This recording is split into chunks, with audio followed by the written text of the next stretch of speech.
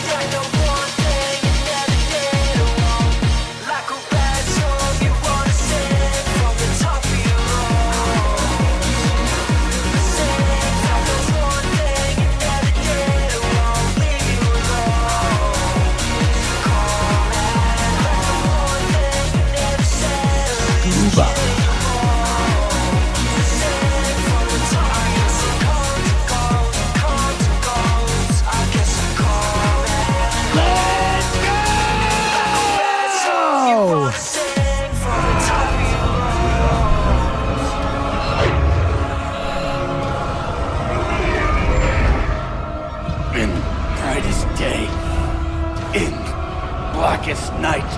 Become vengeance. Join the Red Lanterns. No evil shall escape my sight. Let those who worship evil's might beware my power! Green Lantern's light!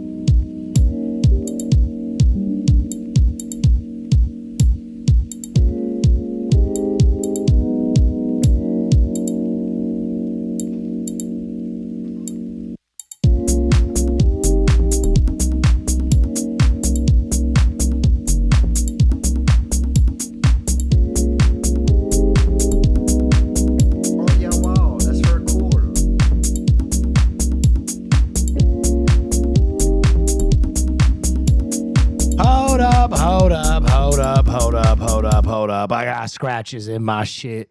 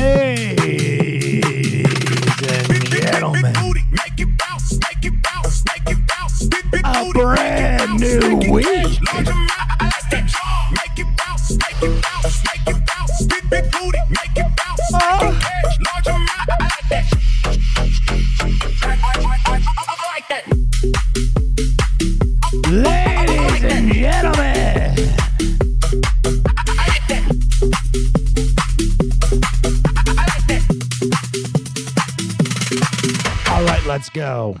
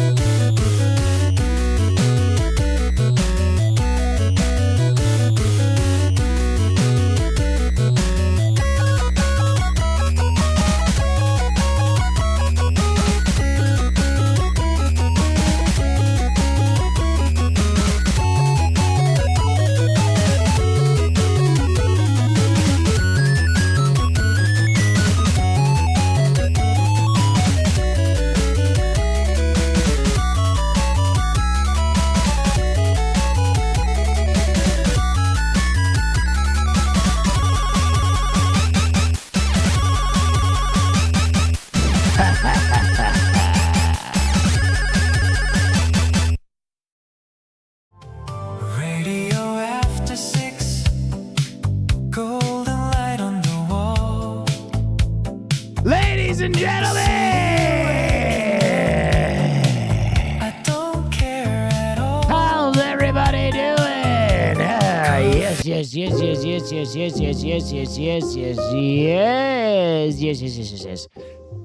Is he back and feeling better? I am back. I'm still a little under the weather. Wow, that's for But cool. Hey, I got a now. lot done today, which made me feel pretty good. Whoa. Late. Oh.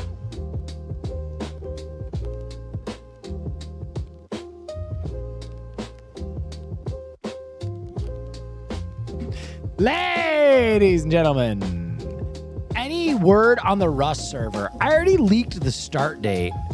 I don't know how much more I can do than that.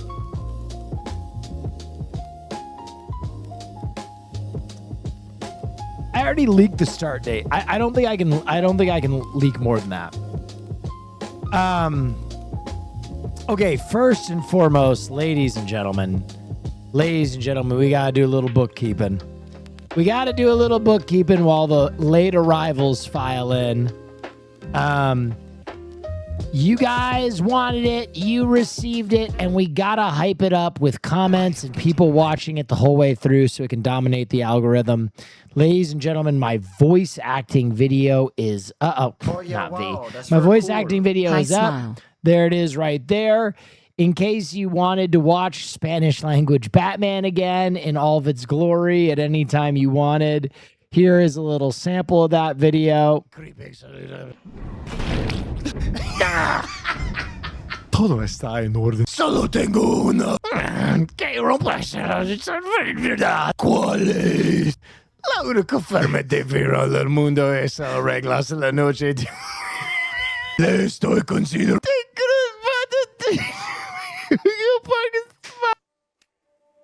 Helios.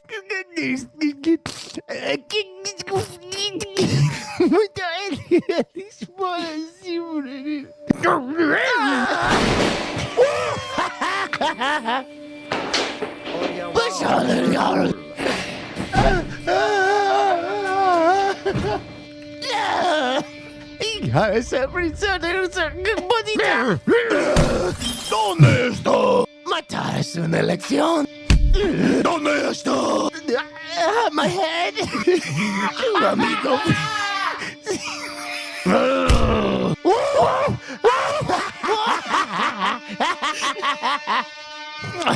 Tú no eres nada.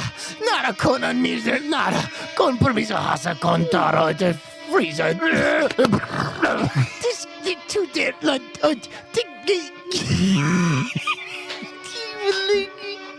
Él está en 52.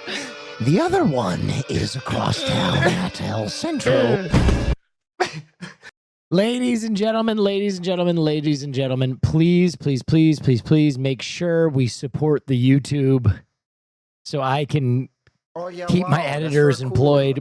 My YouTube doesn't get too much traffic, unfortunately, so it really does matter if you guys go and watch the YouTube and leave a comment and do all, hit the bell and share it and do all that kind of stuff. Now please show hole. I lose a ton of money on my YouTube, and hopefully it's not always like that. Hopefully one day the YouTube can be self-sustaining. So make sure you watch it all the way through, get it back in that algorithm so we can get that YouTube popping. So watch Ludwig's class. Trust me, I'm trying.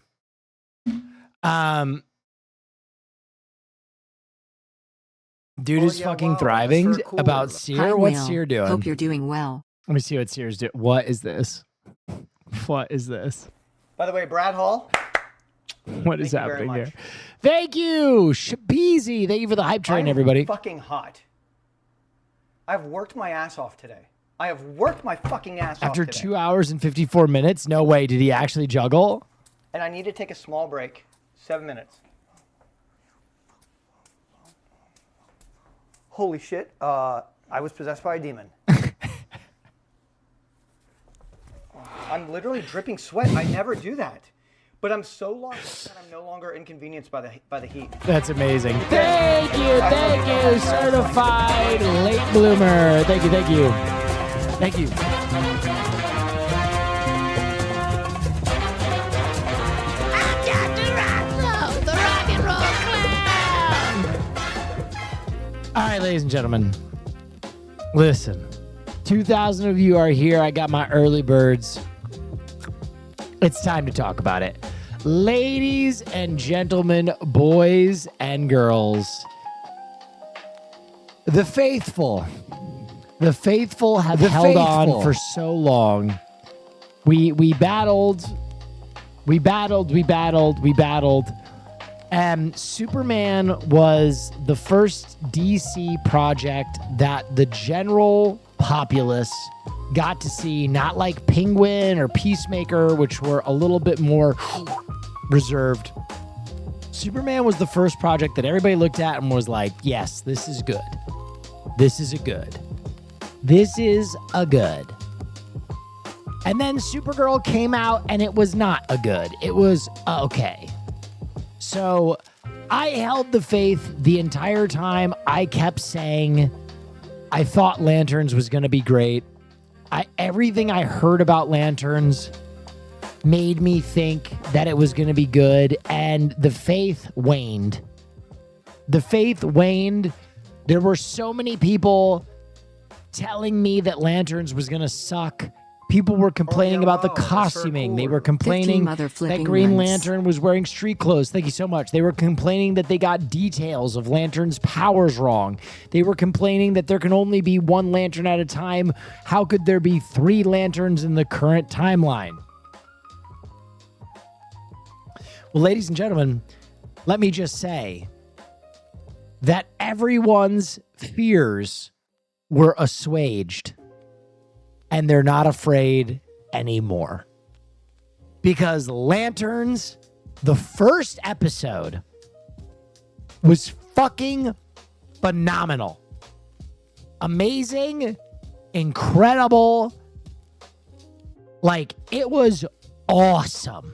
Pulled you in. Caroline knows nothing about Green Lantern, and she was immediately drawn in. Green Lantern hangs dong in the first episode? Lantern hangs, let me say that again, no spoilers. Lantern hangs dong in the first episode. And it's not like he finds like a Mary Jane or like a Lois Lane, like some cute, like, wow, they're in love. He grabs like a really grizzled barfly and bangs her out in the front seat of his car. I was like, holy shit, here we go. DC is fucking back. And I really don't want to give any spoilers, but let me say, DC in the first episode of Lanterns did something bolder than Marvel has done in the past like 8 years. Full stop. Full stop. In the first episode, I was like, yep, that's what I'm talking about. Now, I don't want to ruin anything, but I actually called it. I leaned over to Caroline before the episode started and I made my prediction, and I actually called it, which we can talk about a few weeks from now because I don't want to ruin anything. But dude, if you are not in on Lanterns right now, you got to go check it out. It is so fucking good. If DC can maintain this trajectory, I don't know wow, that's very how cool. long Marvel Party Dude can Mikey maintain gifted a tier 1 supremacy. sub to the Bainsy one. Thank you so much. I That's very don't cool. know Party Dude how Mikey long gifted a tier 1 Marvel sub to can 5 ID continue operating on like nostalgia. Because right now, the stuff that DC is putting out is just better than the stuff that Marvel is putting out. Straight up. Like, it is... Dude, Lanterns was awesome. I'm 23 minutes in. It's kind of boring. Go jingle some keys, man. Go jingle some keys.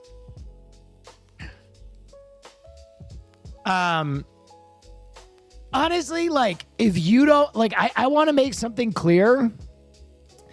Everybody has sounded off.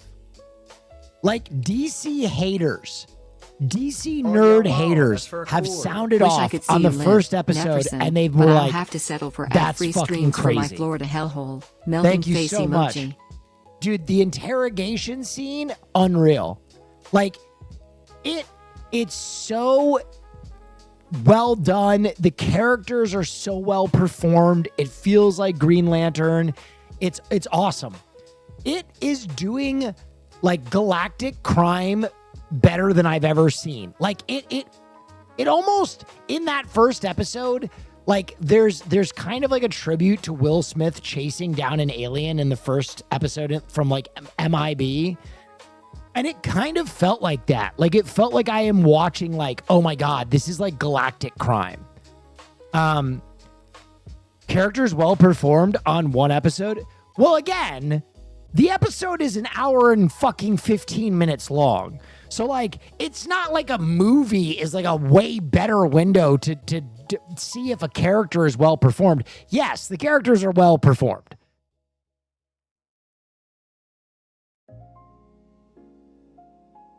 Okay, I'm not going to let chat piss me off. Marvel fanboys, Snyderverse fanboys, you lost. I'm sorry. The verdict is in. The show is great. You can wait for the next property.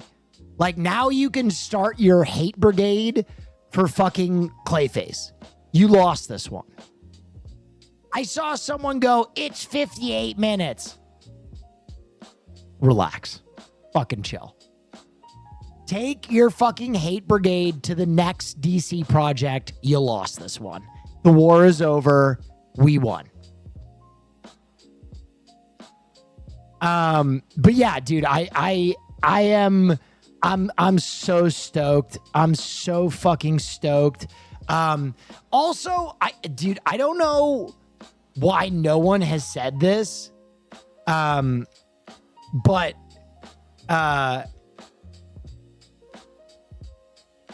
Kyle Chandler doesn't, like, he looks like Hal Jordan, but like you kind of have to squint a little bit. But Aaron Pierre looks so much like John Daly. It's actually fucking crazy.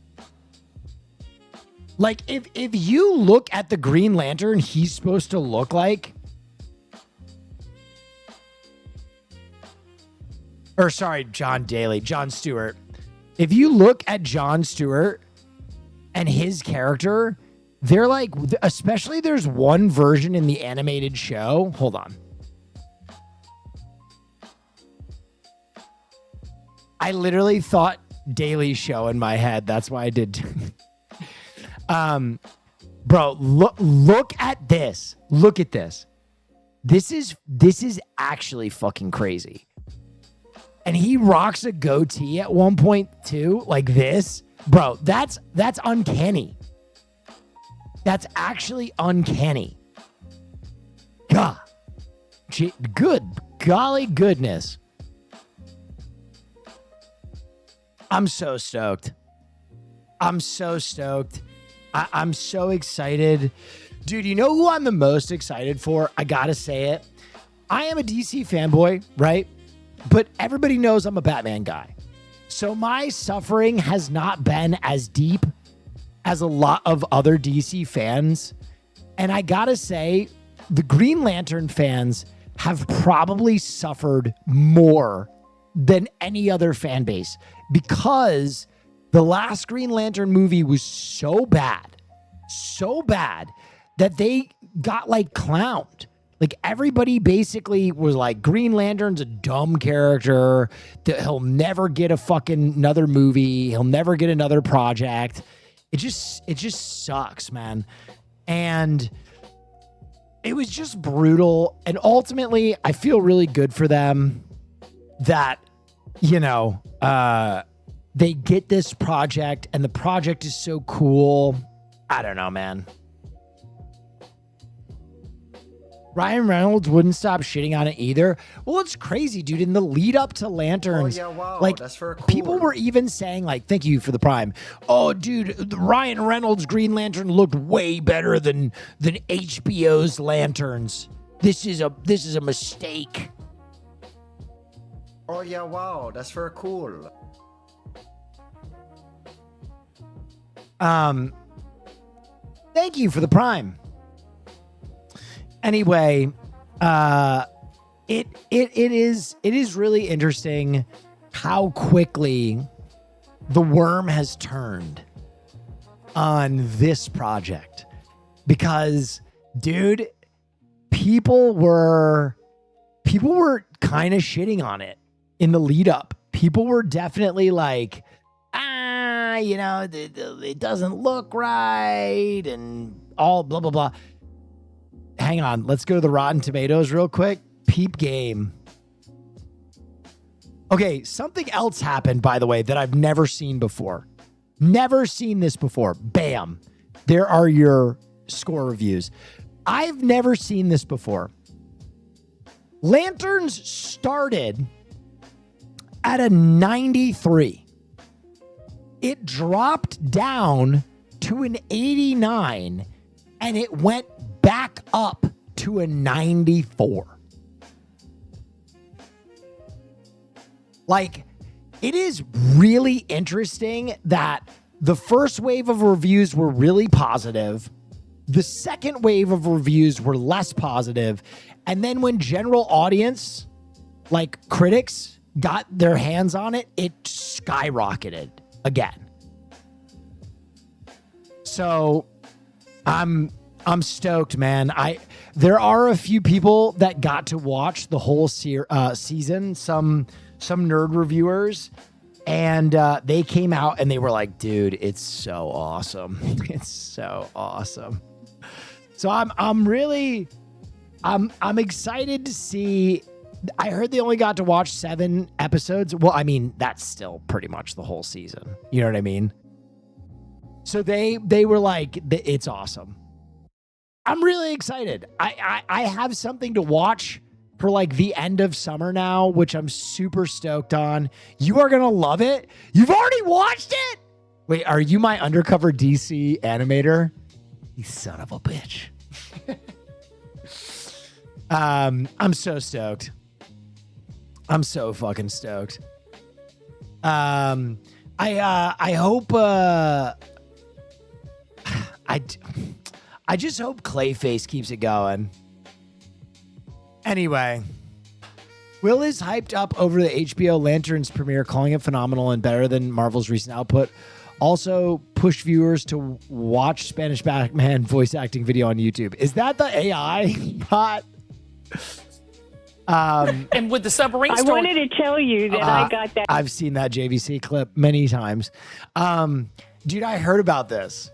A theater worker took matters into their own hands after the cinema failed to receive official promotional materials for Spider-Man Brand New Day, creating a custom hand-drawn poster to be displayed in the lobby. The incredible hand-drawn artwork quickly caught the attention of moviegoers and went viral on social media, earning widespread praise. Didn't they make him...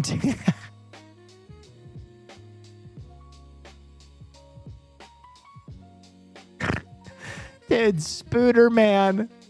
Spooderman is so funny, dude. Didn't they make him take it down, though? Didn't he get like a cease and desist? Yes, that's so sad, man. That's so sad. That's so lame. Like, I gotta be honest, Sony, you have a built-in piece of advertising there. Like, no one is not gonna see Spider-Man because of this Spooderman poster. You know what I mean? No one's gonna get to the movie theater and go, my heavens, Spooderman? Well, I can't watch A Brand New Day. Let me clutch my pearls. Like, this was free promo on a movie that you've already spent hundreds of millions of dollars in advertising for. You know what I mean? This is a free slam dunk. It's going viral. People love it. Dude, look, this fucking IGN post almost has 1 million fucking likes. If they had just been like, yeah, keep it up, or like done something with it, it's free promo. It's like that one Dr. Pepper ad where the lady was on Instagram and she was like, Dr. Pepper, baby, it's good and nice. It's free real estate. What happened? Did they shit on it? No, they didn't shit on it. They sent a cease and desist. They're like, take that shit down. I don't take no shit from Yeah, anyone. what's up? Will, can you play today's Krillian? Seems like a game you'd like. Krillian? What is Krillian? Krillian? It's this? Name a noodle dish. Ramen. What are we trying to do? What are we trying to do?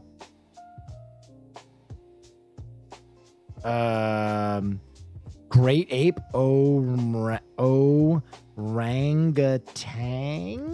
I don't know if that's spelled right. All right. So I'm trying to get rare answers. Name a character from Stranger Things? Oh, fuck.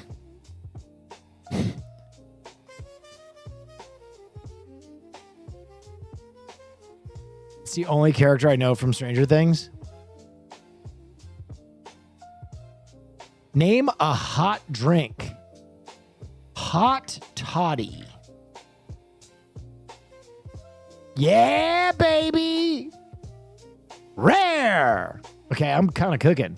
Name a variety of Chateau Neuf de Pup. Fuck. How do you... Fuck! You, bitch! How do you spell this? What? This game's stupid. Fucking stupid. Actually dumb game. Name an interjection or exclamation? Wait, I don't... Exclamation? I don't understand what this means. Fuck. Shit. Wow.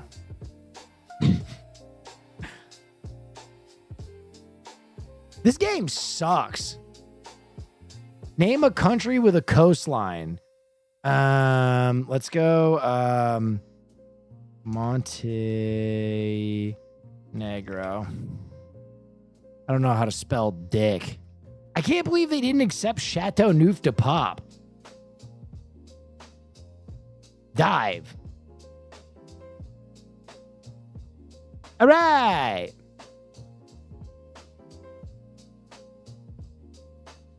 Okay. Oh yeah, wow, that's very cool. Not a variety? Oh, they wanted a type of wine. Oh, okay. W depth, actually? No, it's not that good. One in a Krillian, trench dweller, absurd. Can I play again, or is it only daily? Can I play a different... Oh, can I play a different day? Now that I know the game? Daily? God darn it. All right, I gotta do that again. Well, shucks. Montenegro was a good pull, though. I knew that would be fucking bomb. You could do the movie category? Wait, what? Is there a different version of the game? Hold on.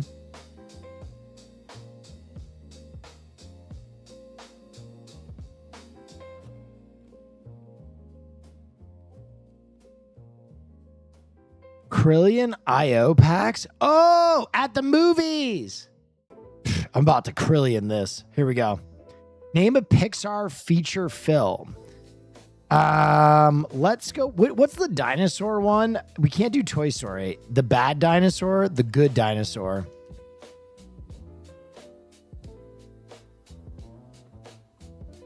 Yeah, give me that. Too clever? Okay. That's not great. A movie starring Samuel L. Jackson. Okay, we got to go deep on this one. I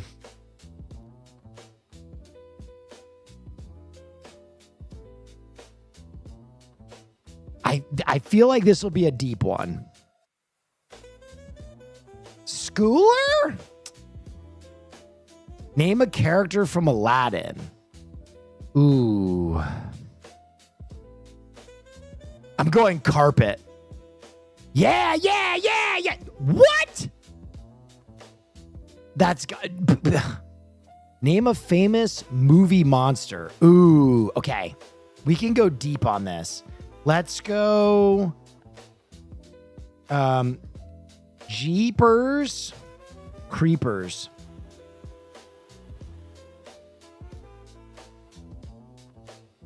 What? Fuck. No!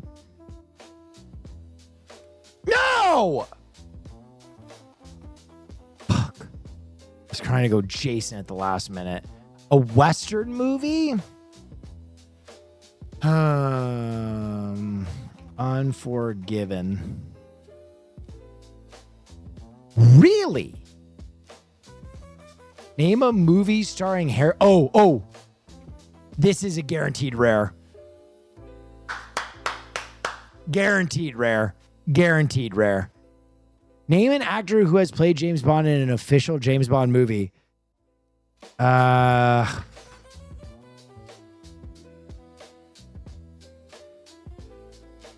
going to go Roger Moore.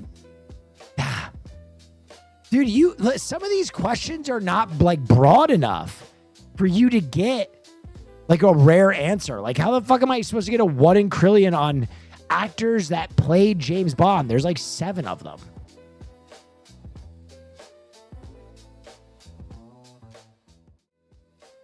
Sports? Oh, here we go. Let's do sports. Come on, Krillian. Name an NBA team. Okay, what would be a rare NBA? Super Sonics. That's gotta be rare. Yes! What? That's it? Name a Los Angeles Lakers player. Who's someone rare I can name? Was Farmar still on the team in 2020?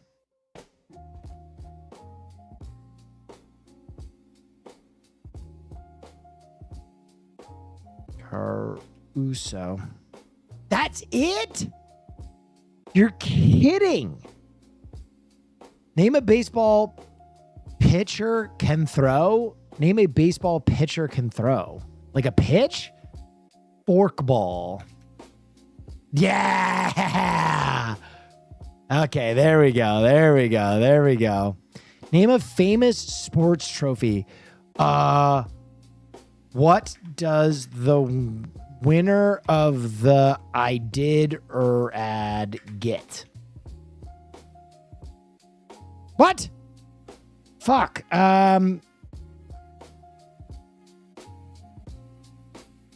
Okay, that was still good. Name a famous tennis player. Ooh, we can do it on this one. We can go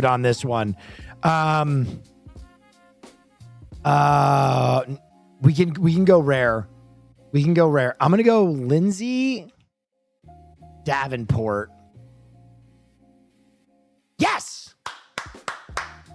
Big. Name a sport contested at the Winter Biathlon. What? You're kidding. Name a country that has won the Men's Soccer World Cup.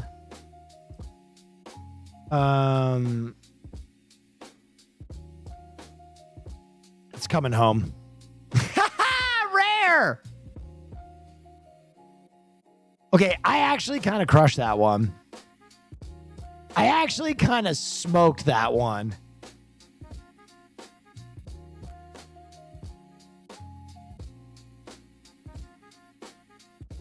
All right, how do I get to the other ones? That was legit. Thank you. Music. Coming soon. All right, let's do the geography one. I'm hooked. Fuck. I don't know shit about geography. Name a country in Africa. Ivory Coast. Really? Name a nation's capital that it's not its country's largest city.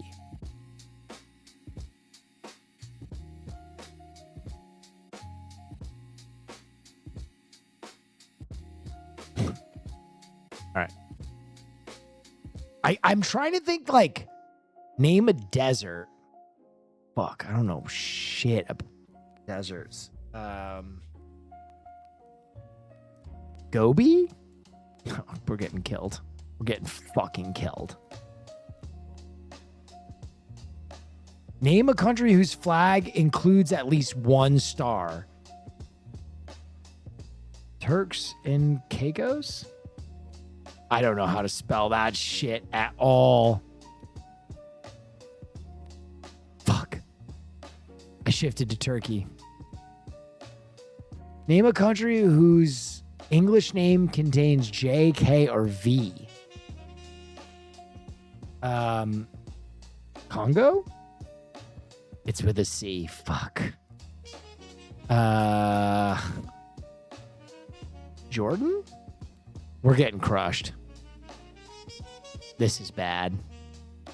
Name an island country. Guam.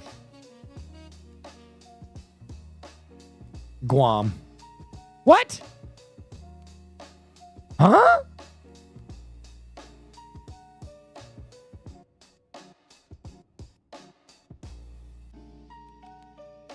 Oh, it's a U.S. territory. Fuck. Okay. A land border with Germany?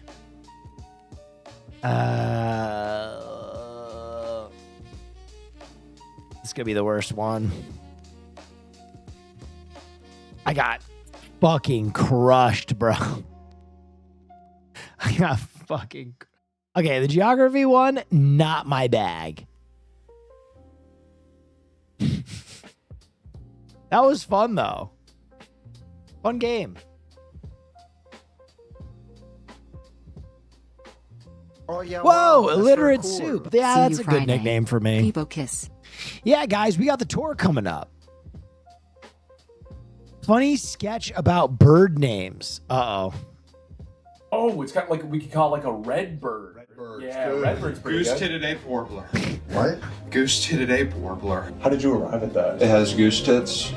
What the hell is a goose tit? You know when you see it. Oh, but look, there's a brown one. That's a quadruple-breasted loguzza. Okay, man, can we stop with the horny names? In what world is that horny? Can you just call it something else? Okay. Swallow. Ew. Does this guy want to fuck birds? This guy wants to fuck birds. Okay. This guy for right? He fucks birds. Yeah. You're sexually attracted to birds. I am not sexually attracted to birds. I have a girlfriend. Oh, you have a girl? Really? What's her name? Robin. See, this is told what you. I'm talking about. How about we just name the birds now? Sure. Yeah, Okay. yeah. Okay. That one's black. Blackbird. Blackbird. Oh yeah, right? blackbird. That's great if you're a fucking toddler. Okay. What would you call it? Satanic goat sucker. What? I mean, he's undeniable. He's unbelievable. He's really good at this. Should we? Do we just let him name the rest of them? Do we have a choice?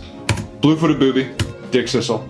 Great tit. So these are kind of like my ideal birds. I haven't seen them in the wild yet. That kind of looks like a woodpecker. Woodpecker. You gotta check out the greater pecker. So its penis is 1.25 times the size of its body. Blue tit, cold tit, marsh tit, yellow tit. Oh, old ball and chain is calling. Let's see what she has to say.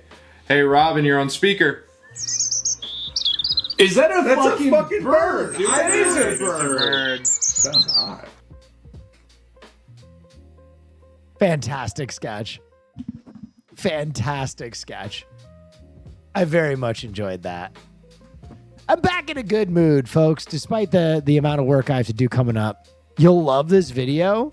The making of 25 Futurama years was a ago, the shit creator. show. All right, let me give it a try. It's a long video, but let me give it a try. The Simpsons unleashed a brutally honest, unflinching look at the future. It was outlandish, mind-bending, a little heartbreaking, and all kinds of funny. Shut up and get to the point! Futurama. I'm assuming you talked about Lanterns already? Dude, Lanterns is so good. Lanterns is so good. Is a pillar of adult animation. So it's hard to believe that the executives at 20th Century Fox never liked any of it. They demanded changes throughout its inception, then doomed it with a terrible time slot, confounding the showrunners. Okay, I'm going to tell you why. They just wanted this to be Simpsons 2.0. As to why it had to turn into a shit show.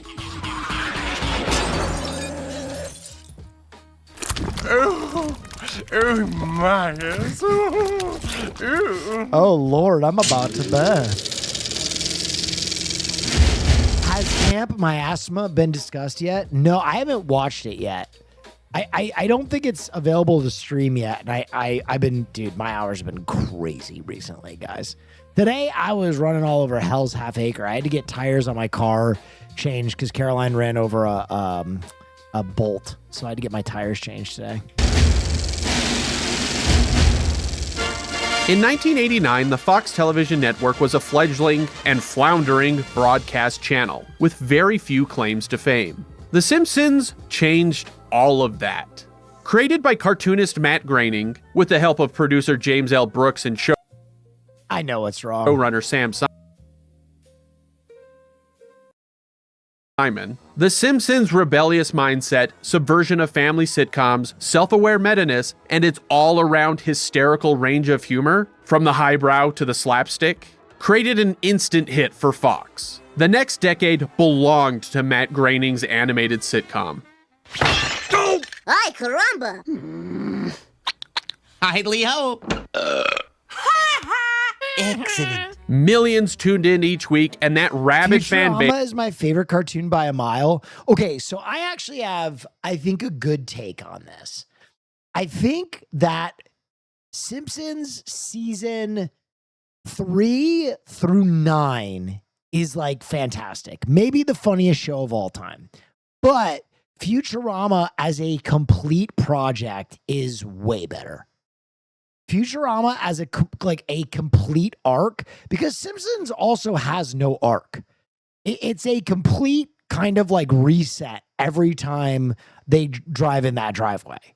But Futurama has a really satisfying arc, and that one like time travel episode and the dog episode like legitimately make me cry.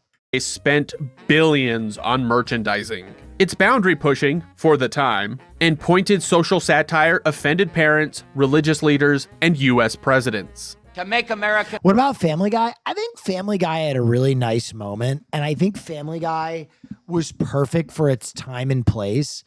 But I think I burnt out on Family Guy way faster than other people did. I liked like the first 3 seasons of Family Guy, and then I was like, whoa, I am burnt out on this. Families a lot more like the Waltons and a lot less like the Simpsons. It won dozens of awards and was inarguably one of the greatest TV shows ever. Bob's Burgers has its moment as well. Bob's Burgers to me is never like laugh out loud funny, but it's like a comfort show for me. Like Bob's Burgers, there's something about it that like makes you feel comfortable with like the idea of a normal kind of like suburban life and finding the joy within family and like your normal job that I think like really helps me sleep and be present. But it's never been like a laugh out loud other than Mr. Fish Odor. Mr. Fish Odor is maybe the funniest fucking character ever. Dude, Simpsons season 3 through 9 is like laugh out loud, piss your pants, so clever, so funny, so amazing. Made during its heyday. It directly led to the 90s boom of adult animation, like Beavis and Butthead, Family Guy, and South Park, and inspired countless others, from The Office to The Daily Show. And being animated, it was also easily... I'll take South Park over Simpsons any day. I think if you factor the entire show, South Park is a better show. South Park is interesting because it has a completely opposite trajectory, where I think the first few seasons of South Park suck balls. Like going back and watching the original like 3 seasons of South Park, it's like woof.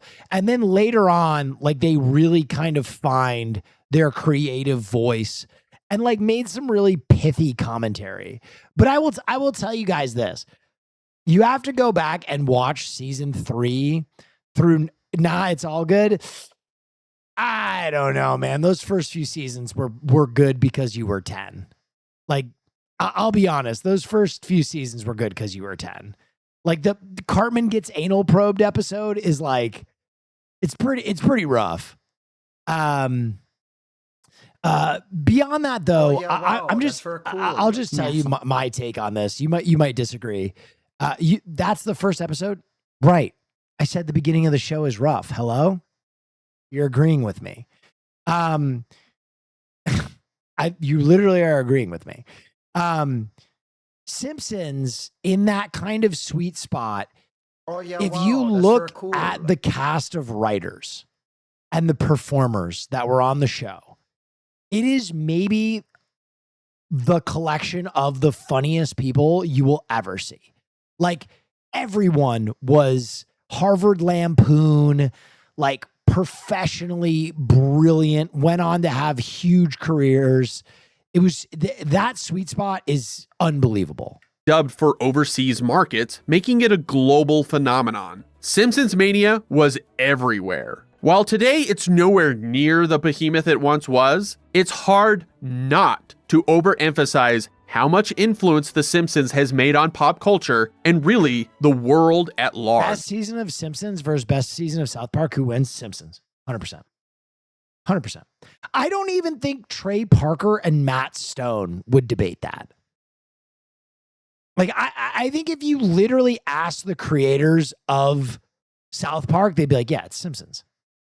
The problem with Simpsons is after Simpsons season 12, okay, like basically all Simpsons fans call it Zombie Simpsons, where essentially the show kept being made, not because anyone wanted to make it, but because it was making so much money and all the OGs left. So like, it's kind of like a Ship of Theseus moment where it's like, you've changed all the pieces of this boat. Is it still the same boat?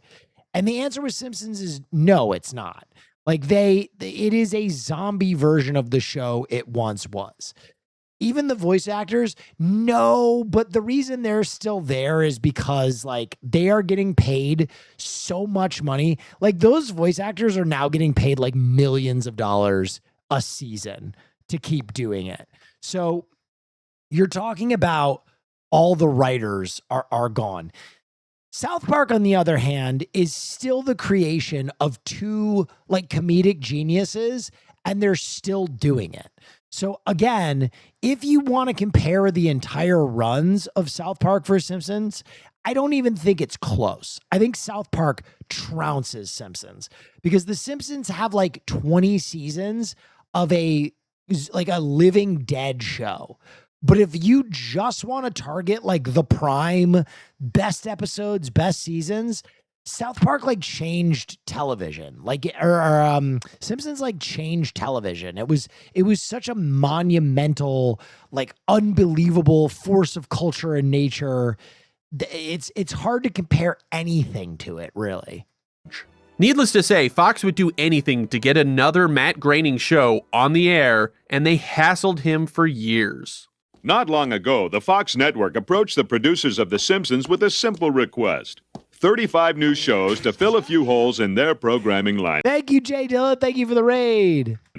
By 1995, Groening started considering it in earnest. Fueled by his apparent fear of robots, Groening wanted to combine comedy with science fiction. I'm going to do what I've always dreamed of. I'm going to write that sitcom about the sassy robot. Staying in the same lane as The Simpsons, he envisioned a future that wasn't an optimistic utopia nor a dystopian nightmare, but one where everything is just as stupid and polarizing as today. If I were registered to vote, I'd send these clowns a message by staying home on election day and dressing up like a clown. You're not registered? Nope, not vaccinated either. He eventually landed on the idea of wow, that hits close to home. Futurama, about a well-meaning simpleton, Philip J. Fry, who gets accidentally cryogenically frozen, waking up in the year 3000, and is taken in by his extremely distant nephew, Professor Farnsworth, a 160-year-old mad scientist. This is a chance for Fry to test out my experimental anti-pressure pill. I can't swallow that. Good news! It's a suppository. Well then, good news. It's a suppository. Dude, I've watched that show a little bit too much.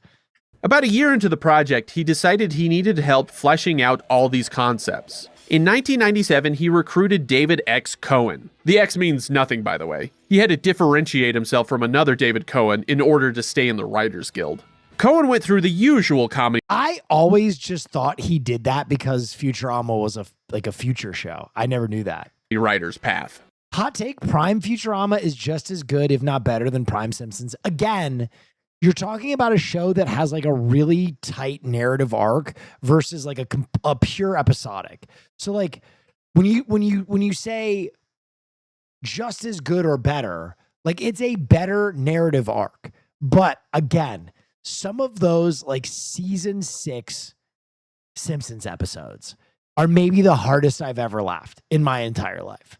Like some of them, run boy, he's got a taste for meat. Like some of those quotes are like, we'll live with, drinking has ruined my life. I'm only 35 years old. Like they live in my brain forever. Like there's just a place in my brain where all of those are tattooed on my mind. By earning a physics degree at Harvard, followed by a master's in computer science at Berkeley, which naturally got him his first gig, writing for Beavis and Butthead. And that led to him joining The Simpsons in '93. You call this writing? If I puked in a fountain pen and mailed it to the monkey house, I'd get better scripts. But sir, at Harvard, at Harvard they taught you? Hit the streets, egghead. Cohen wrote multiple episodes and segments and constructed probably the greatest sci-fi moment in the series' history. I have to go now. My planet needs me.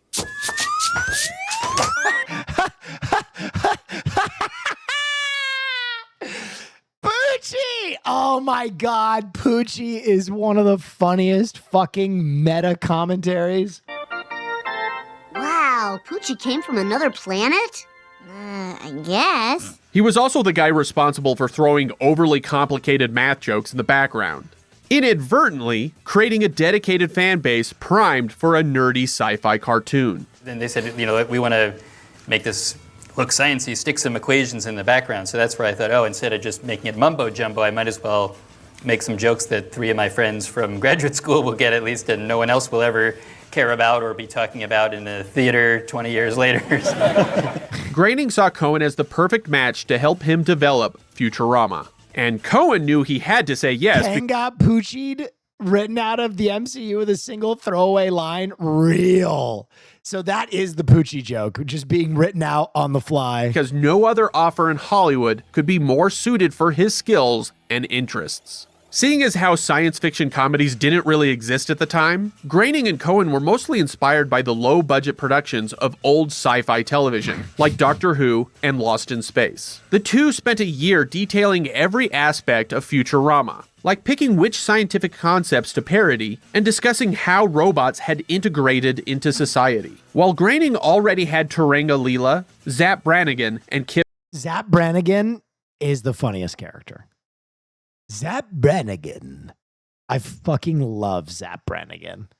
Croker. With Cohen, they created the more sci-fi-ish characters like the talking crustacean Dr. Zoidberg. Look at me! I'm Dr. Zoidberg, homeowner! The dark matter pooping pet Nibbler, and the impulsive, selfish, hard-drinking robot Bender. Bender, honey, we love you. Shut up, baby, I know it. Bender was very deliberately meant to be Futurama's Homer Simpson, but this... Did you have a crush on Leela? No, Amy. Amy gets down like that. Time he couldn't be accused of being a bad role model by pearl-clutching parents because he's a fictional robot. Try this, kids at home.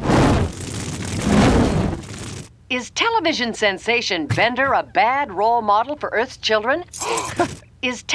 Try this, kids at home. Is television sensation Bender a fucking self-immolates bad role model for Earth's children? That's crazy. They also created a robot called Pocket Pal that would periodically appear to explain the future to Fry, but tossed the idea, figuring that not explaining the insanity of the year 3000 was far funnier. In the end, the two men had an enormous binder representing 2 years of work. In April of 1998, they were ready to pitch Futurama to Fox. Groening and Cohen spent 2 hours describing a myriad of characters, locations, themes, and plot lines to the eager executives. Groening finished by saying, "What I've done to the American family with The Simpsons, we're going to do to science fiction with Futurama."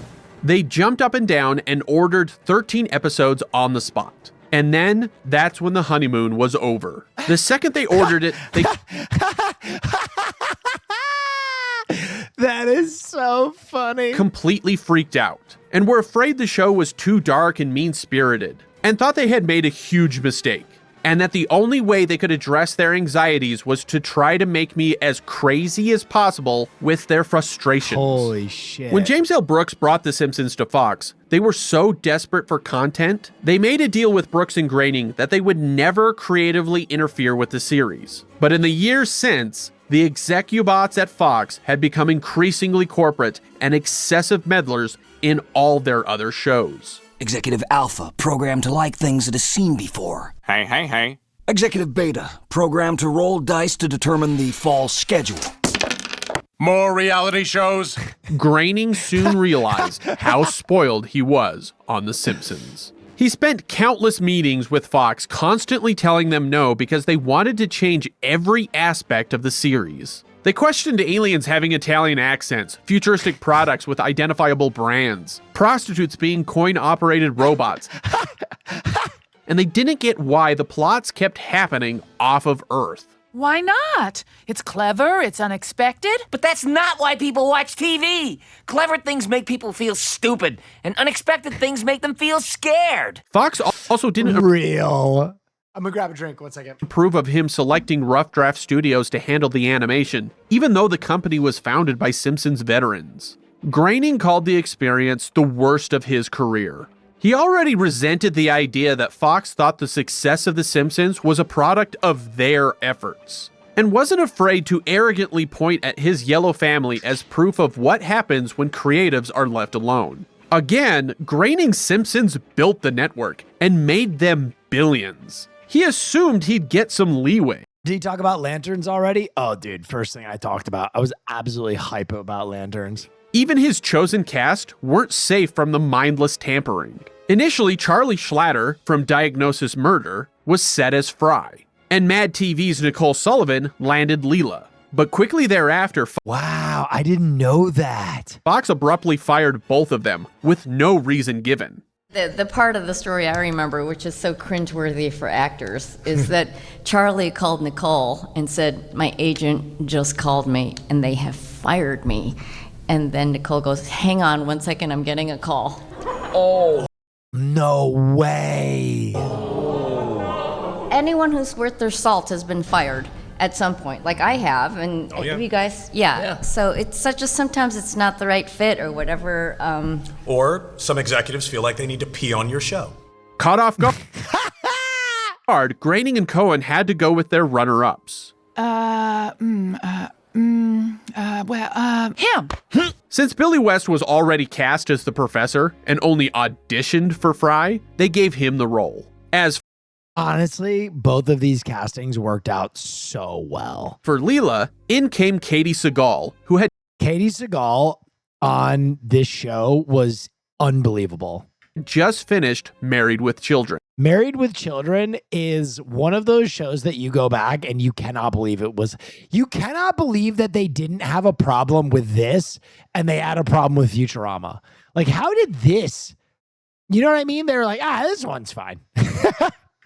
Which, fun fact, Fox canceled publicly before telling the cast and crew.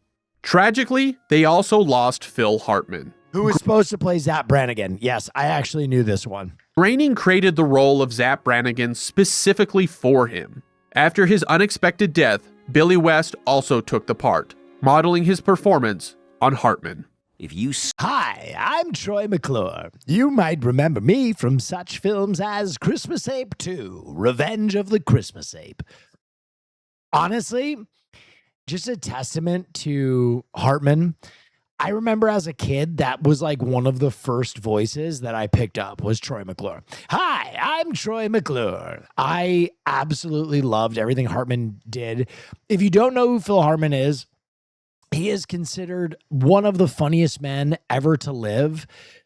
He was an SNL guy who did a lot of voices on The Simpsons and had done some film stuff. He did Spin City, which was David Spade's television show,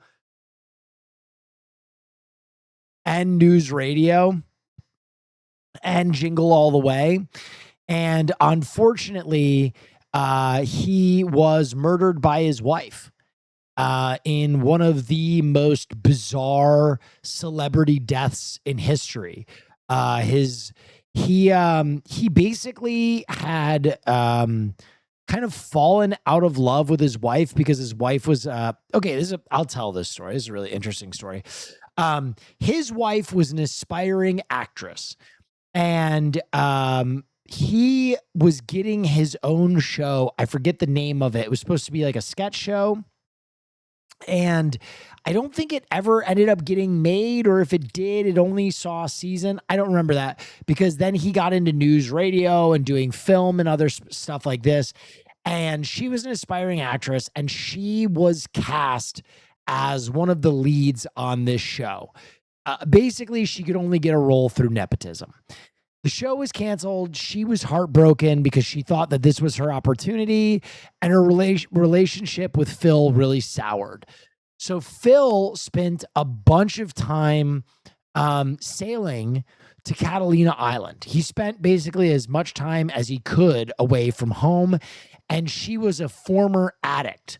Well, anyway, one night she went over to Andy Dick's house, did an unfathomable amount of cocaine, went home to her house, killed Phil Hartman, and then killed herself when the police showed up.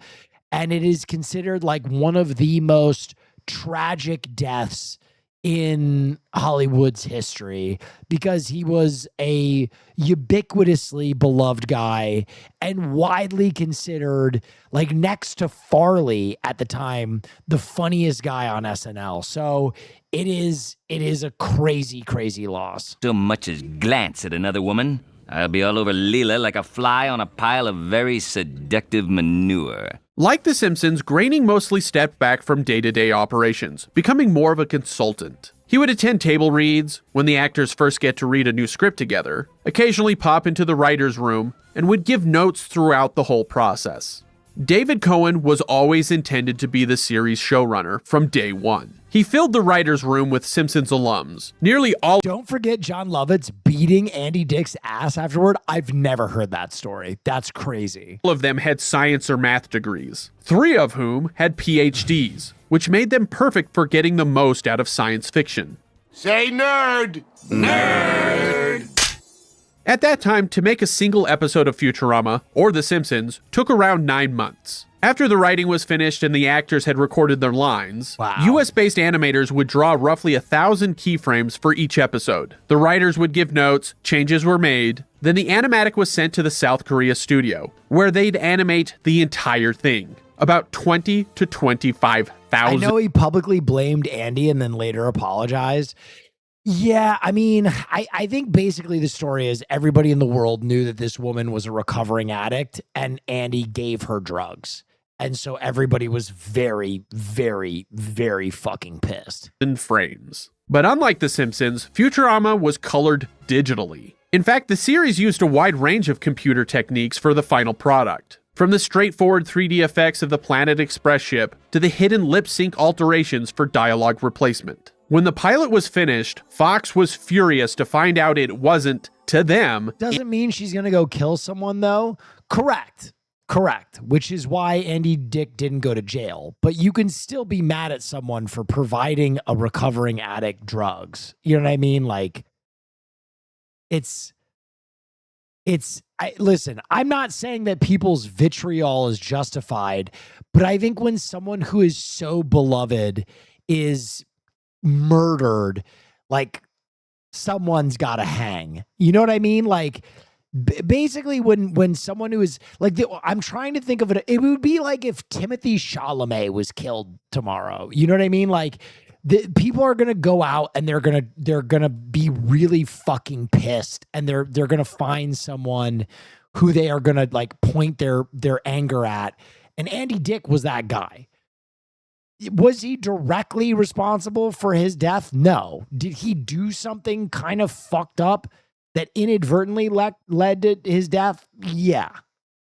Anything like The Simpsons, meaning they were literally expecting a family of 5 in space. You see, TV audiences don't want anything original. They want to see the same thing they've seen 1,000 times before. In a last-ditch effort to placate the studio's concerns, Groening and Cohen... I feel like it takes the blame off the woman who actually did it. No. The reason why is she killed herself in the act. They couldn't blame her. She was already dead via suicide. Purposely produced the third... Like, obviously, she holds the majority of the blame, but... episode, I Roommate. The network really was freaked out by the show with the suicide booths and the lobster creatures and Bender being so antisocial. And so again, this was our show just to tone things down. This script was written specifically to their specifications. And their reaction, David? Worst episode ever. So even bound by all the notes axed of them, Fox still didn't like the show. Groening finally put his foot down, saying he would no longer... I mean, just so you guys know, though, like, if you are rushing in to defend Andy Dick, I wouldn't. Like, I personally have had an Andy Dick experience. Caroline has mentioned it before. I never really talked about it on stream, but I was coming home from my gym when we lived in Hollywood, and he was, like, belligerent, passed out, shirtless on the steps of a church. And I went up to like check on this person because they were like so out of sorts and like writhing around. And I was like, "Hey, sir, are you okay?" And started screaming at me. And I was like, "Oh, that's Andy Dick." So like Andy Dick is like pretty notoriously out of their mind. Like you don't have to throw a rock far to hear a story about Andy Dick that is like beyond the pale. And hopefully they get help. But Andy is not someone that is like there isn't a huge team of people out there being like, Andy Dick was wrongly, cast in a poor light. Listen to their gripes, and that they produce the series just as independently as The Simpsons. Futurama debuted Sunday, March 28th, 1999. 19 million Earthicans tuned in, even beating their lead-in, The Simpsons. Reviewers were lukewarm with the new series, thinking it wasn't as sharp as The Simpsons, but its originality and inventiveness showed great promise. Groening wanted Futurama to be aired in the ratings sweet spot of 8:30 p.m. on Sunday nights, sandwiched between the powerhouses of The Simpsons at 8 and The X-Files at 9. Fox only let it air there for 2 episodes. That is one really funny thing about Los Angeles, though, is like you do, like a lot of times, at least in my experience, that I have like rubbed elbows with celebrities, they've not been at their best. You know what I mean? Like, I don't know if I've ever told this story, but like my very, very, very first celebrity sighting was so bizarre. It was Nick Swardson. And there used to be this bar called the Hudson in West Hollywood. It was like a train car. And I went to the Hudson, and when I left the Hudson, he was on a park bench, and he was like projectile vomiting and like fucked up. And I saw him and I was like, oh my God, that's Nick Swardson. And I was a fan. You know what I mean? Like I I am like a fan of comedy. So I saw like a guy that was one of my icons and I was like, oh my God, Nick. And I was like, are you okay? And he's like, no, dude, I need help. So like, I like loaded him. My first interaction with a celebrity was getting him into an Uber and getting him home. Like legitimately, that was and I was like, wow, I should have asked him for an autograph. Like I was so baby and like starry-eyed that I was like, that was awesome. Before moving it to their lower-rated Animation Tuesday nights, alongside King of the Hill, Family Guy, and the PJs. Due to technical difficulties, the PJs, that feels like a fucking epoch ago. we now bring you 8 animated shows in a row. Futurama lost nearly 50% of its audience with the change. Groening called the move a historic blunder and assumed it was a reprisal from Fox because he wouldn't listen to their notes. Throughout the rest of the year, Groening did not play nice when speaking to the press. He fumed that Fox no longer fostered original series, that they operated permanently in damage control mode for their past failures, and frankly, that they clearly had no idea what... Gunter got his MBA and became president of the Fox network. Dude, okay, this is true. Matt, many times, has said horrible things about Fox and himself. One of my favorite clips ever is they have a thing where it's like, and now we go into the office of Matt Groening, and they walk in, and he's behind a typewriter, and he goes, "Get out of my office!" and pulls a gun and kills the guy. It's kind of awesome. They were doing. Groening was willing to take all that blame if the series tanked, but it needed to be on his terms. Overall, though, he was optimistic that the quality of the show would grow an audience regardless of its time slot. And sure enough, it did. By the end of its first season, viewership was steadily climbing. Yep, idiots killed Firefly. God, Firefly was sick. Beginning of the second season, Fox put Futurama back in that prime Sunday 8:30 p.m. spot for only 4 episodes. That's all? But now, there'll be plenty of time to discuss your objections when and if you return. Whether they were truly punishing him for their lack of control, or perhaps furious that he kept dragging their name through the mud, Fox gave their new series, Malcolm in the Middle, the spot and moved Futurama up an hour and a half earlier. 7 p.m. Hard to compete with Malcolm. Malcolm was pretty prime. On Sundays was considered a death sentence on Fox. You're not the boss of me now. You're not the boss of me now. You're not the boss of me now, and it's not so big. As it often competed against the sports ball games and post-game talk shows. If the games ran over, any series caught in that time slot would simply not air that day, and the episode would be put on a shelf. Because of this, Futurama's 4 seasons of episodes aired inconsistently, becoming 5 seasons of broadcast television. And they were completely out of order, which normally wouldn't be a problem for most sitcoms, like The Simpsons, but Futurama leaned into its continuity, especially with its Fry and Leela romance and the ever-evolving mythology of Fry's importance in the universe. When streaming Futurama, it's placed in that broadcast order, not chronological. Sunday at 7 p.m. is where Futurama remained for the rest of its run. Over time, Fox basically forgot the show even existed. When it won the Outstanding Animated Program Emmy for Roswell That Ends Well, Fox never bothered to call Groening or Cohen to congratulate them. Hey, don't cut that. I need that to speak. And Fox couldn't be mad at the show for offending anyone because all the controversies they feared would crop up never came to be. Though the Nixon estate did ask them to stop making fun of him. I am not a crook. In our darkest hour, we can stand erect with proud upthrust bosoms. Anyone who laughs is a communist. All Fox saw was declining viewership, thanks to that erratic schedule. Sometimes it meant only 1 new episode a month, and that made building an audience nearly impossible.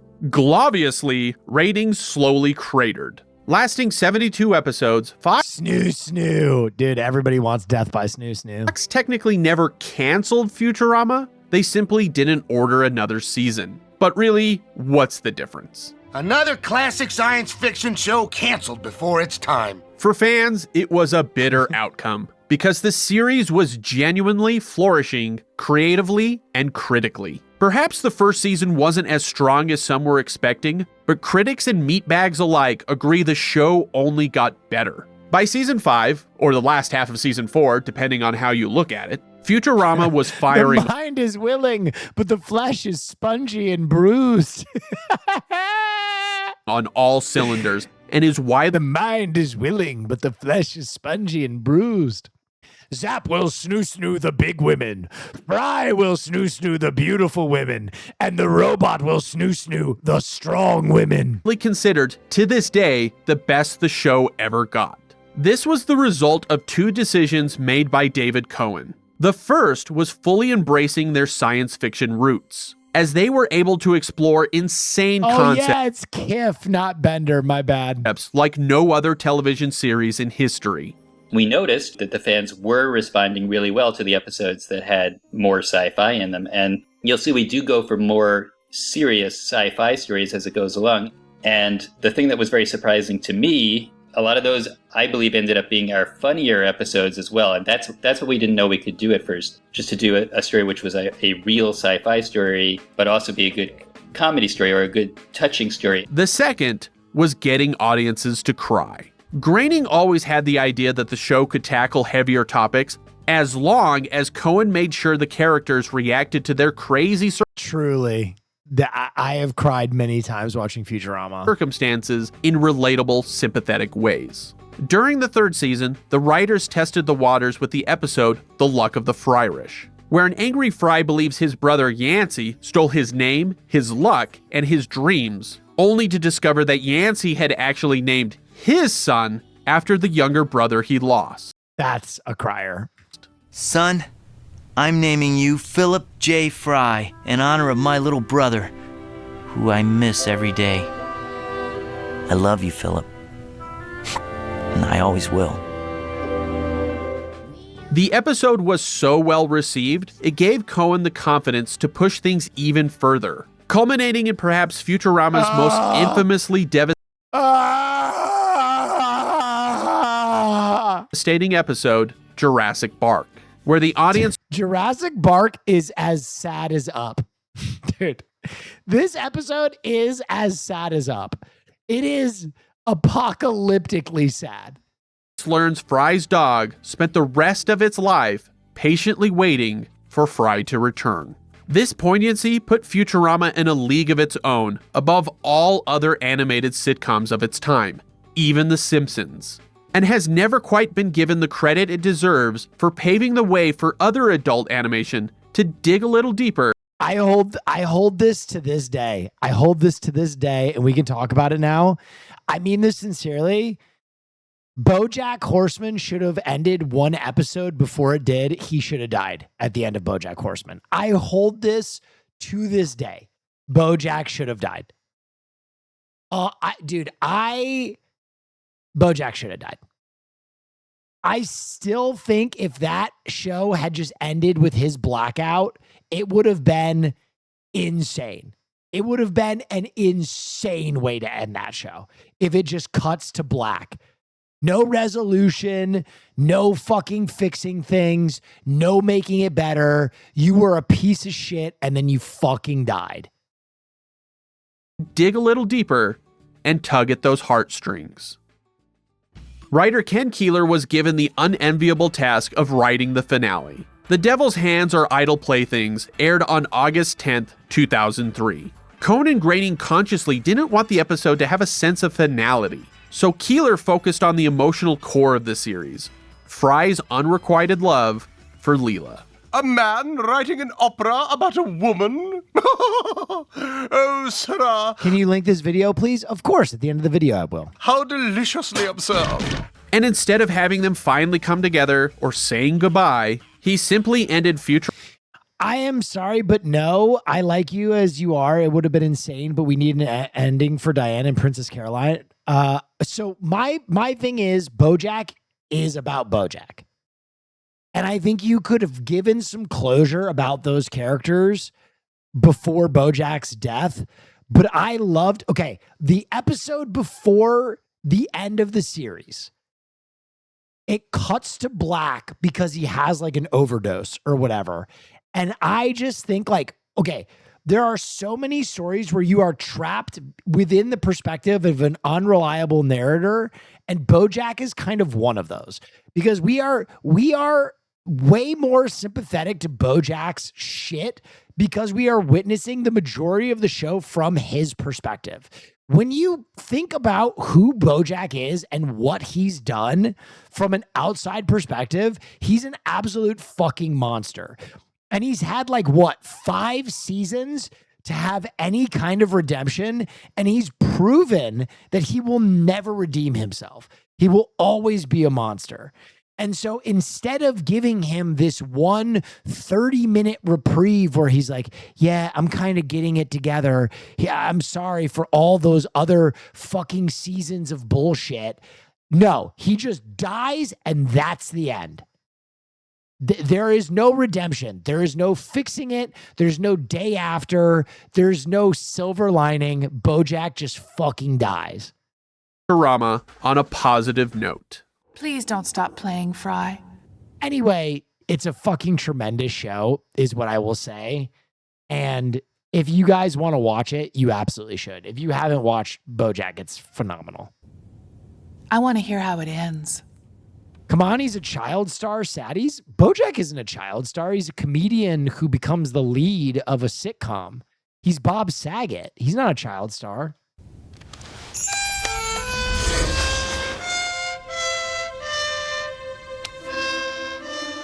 Groening, Cohen, and the rest still had stories they wanted to tell, and always held out hope that Futurama could return.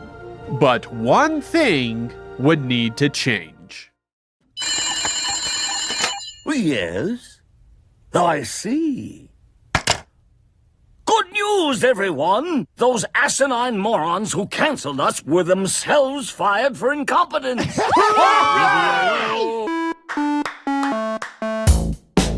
Wow, good chat, good video. I'm gonna link that in chat. That was fucking very good. There's the link. Okay, one more thing. Now that the full audience is in here, and guys, what the heck? Oh yeah, wow. 5,200 of you here on a Monday? Don't quit your day job. Very cool. Our new YouTube video is up, and we need the YouTube to do better. So I'm promoting it a little bit. Here's a little clip from the YouTube video that you guys should check out. Say, boom. Oh, hell yeah. Let's check it out. Hey, Fred, give me a pizza with extra cheese. Extra cheese. And hold the tomato sauce. Hold the tomato sauce. And hold the crust. Hold the crust. Hey, Jimmy, give me a cheese with nothing. Yeah, or you can have the best part of the pizza without the pizza. Paleo string cheese, all natural, individually wrapped cheese snacks. Is this what you want? Bellissimo! Magnifique! Say, boom. Try Paleo string cheese. It's the best part of the pizza. Oh. All kinds of topping for a hungry fella! All kinds of topping for a hungry fella! Hey, you can be a star! You can be a star! You can eat from the bar! You can eat from the bar! You could be a mouse! You could be a mouse! Oh, fuck yeah, that's gonna bang. This is gonna bang. You can be young! You can be old! You can be me! You can be bold! And now it's Chucky Cheese! You can be real cheesy! You can be real cheap. All kinds of toppings on a hungry fella! You can be Wigwam! You can be Shaggy! You can be a star! You can eat from the bar! You could be a man! You can be a mouse! You can be anything you want to be! And Chucky Cheese is the only one! When you're hungry for fun! Yeah, baby. Yeah, you like that? Anyway, What am I doing? I got to turn back on my webcam. Where is it? Zoidberg. Okay, good. You can be cheesy.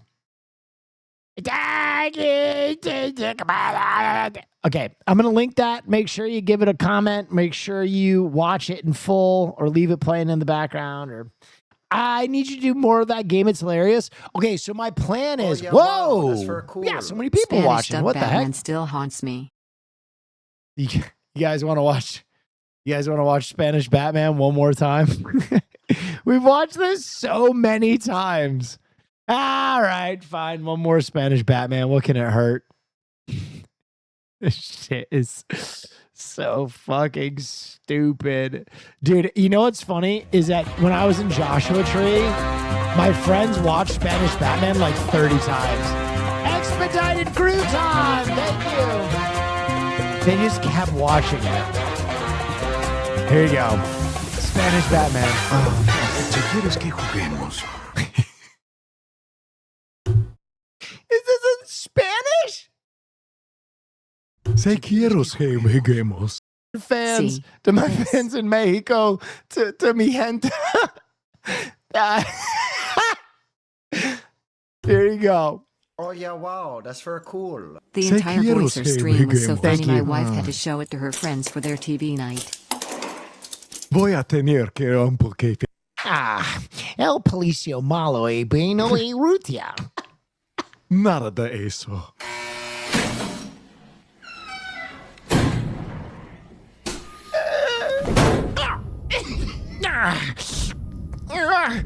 No one pesas cala cabeza. The victim kinda confused and concerned. Jace? Esperes por mí. Aquí estoy. Quería ver lo que quieras. Y no fue una descripción. Que ella moría que no personas. Y luego de gesta, dito muerto puesta. Hija para mí, saca culo. ¿Dónde está? Estos malfieros se tienen madre para que todo es.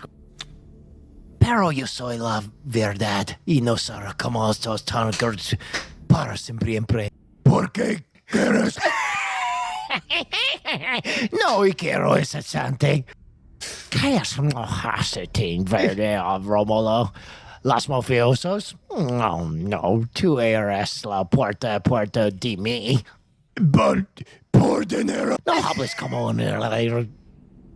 ¿Qué es verdad? It's almost Spanish. Para eso solo eres un monstruo como yo. Tu necesidad ahora. Tú has heredado. Como uno leproso. Son cordial. ¿Esto tu mal cristiano? ¿Tu vas a olvidar la primera cena de promados? Solo son tan buenos como en la muerte de... Te le agarro como la jaladeza de todas estas personas civilizadas. Sé cómo estar miradas. Yo no soy un monstruo. Solo quienes son. ¿Dónde está? Tienes tantas reglas y creeps. Todo está en orden. Solo tengo una. ¿Qué rompes? ¿Cuál es? La única forma de vivir del mundo es las reglas de la noche. Le estoy considerando.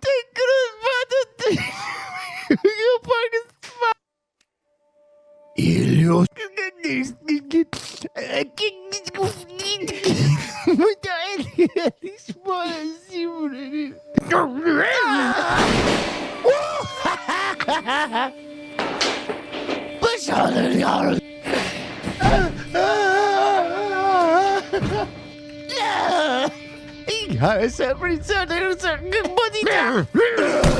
¿Dónde está? Matar es una elección. ¿Dónde está? My head. Tu amigo.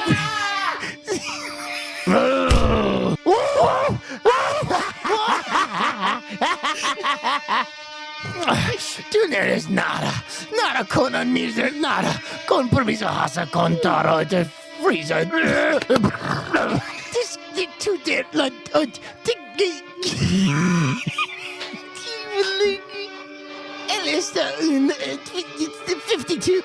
The other one is across town at El Centro. I have never laughed so. Okay. Dude, that is never not funny. That I cry every time I watch that. It's so stupid. Just so you know, if you guys weren't there for the process of me making it, Wubby made the rules for the voiceover game. And the rules are that you only have one take ever. So I could only listen to the Spanish one time and then try and do it. Neff bang. And it was so hard. It was so hard, dude. So I was blasting through it. It was pretty funny. You should do the Cheddar Goblin ad.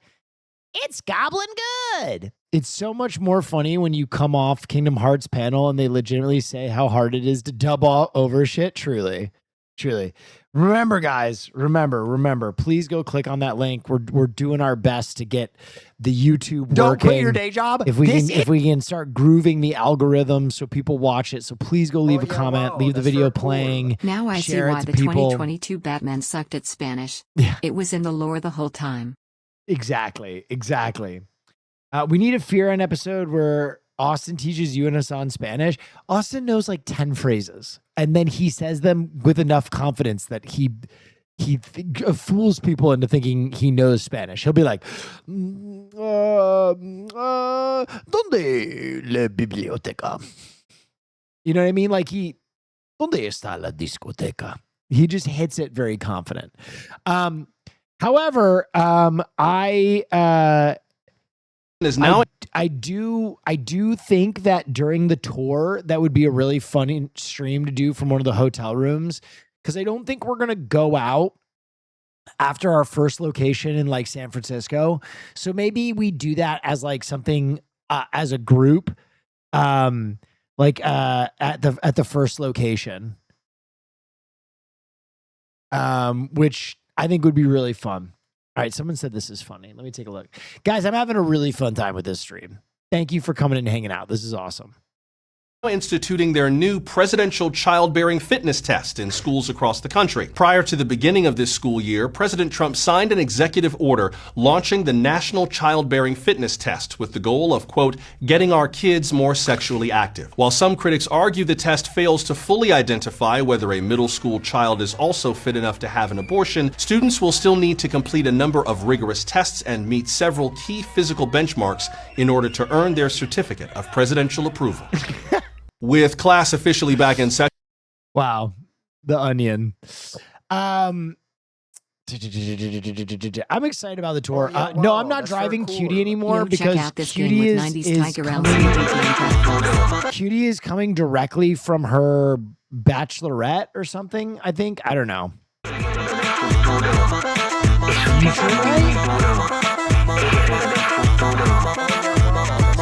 Okay, the soundtrack goes crazy.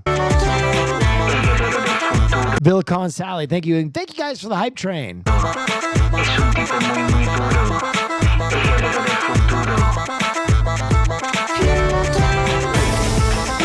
Okay, this looks fire. We might have to give that a slap later on. Have you seen the Sausage Game, Will? I made an absolute Batman opening. Oh, let me take a look at this. Sausage Game?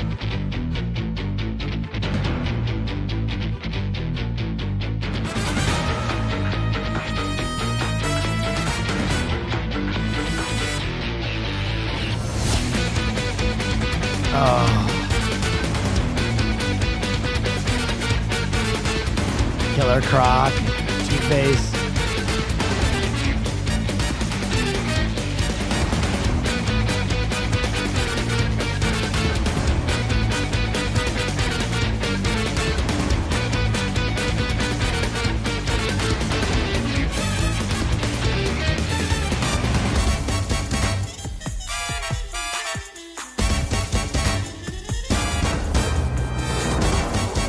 Black Mask.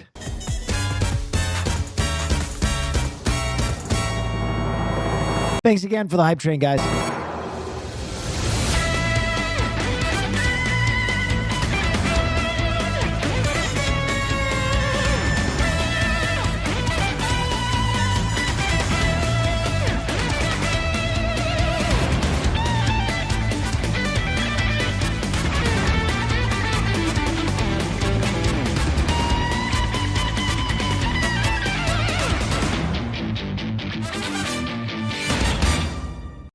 The Bane arc was legendary. Dude, Absolute is unreal. The entire thing has just been so good.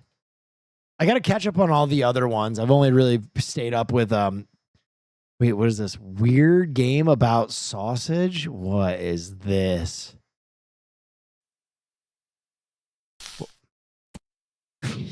What the fuck is this?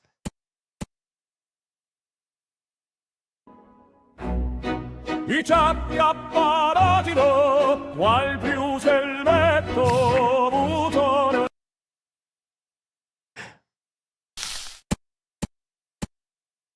Game of the year?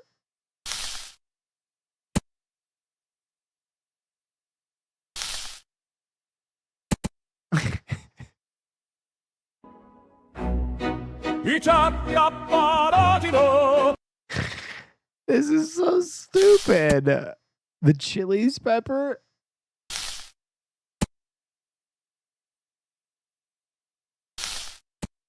This is some Wario shit. Truly. This is like WarioWare.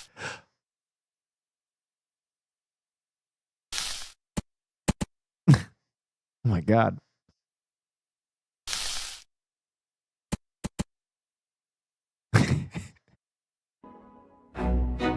It's the same song every time.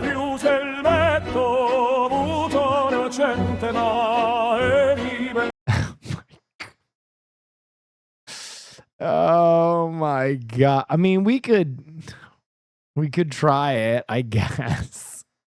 Oh God.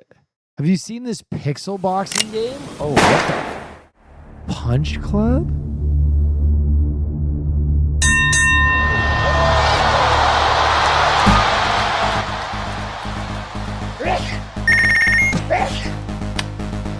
Oh.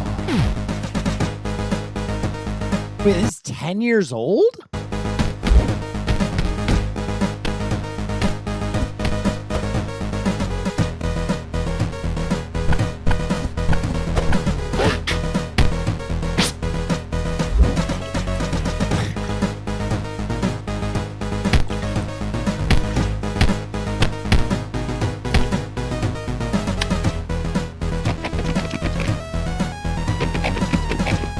Wait, this looks fun though.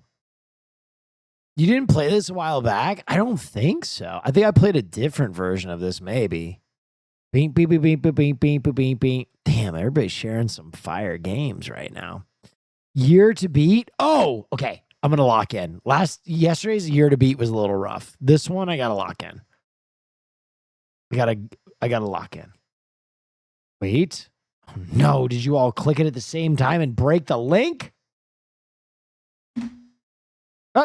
What the fuck? Who's okay? Okay. Oh, what is this? This has got to be Australian. What is song?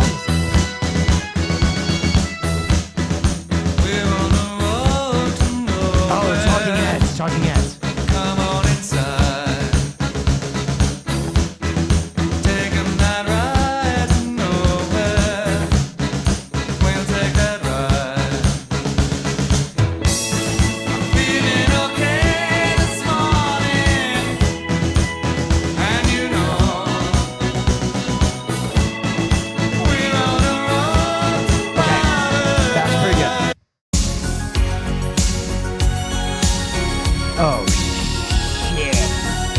Now they're giving us jammers. I can't believe you still have this emote. Oh my God, I still have the WhatsApp emote. Why do I have the WhatsApp? Dude, that's from a sponsored stream like 1,000,000 years ago. That's so funny. I gotta get rid of that.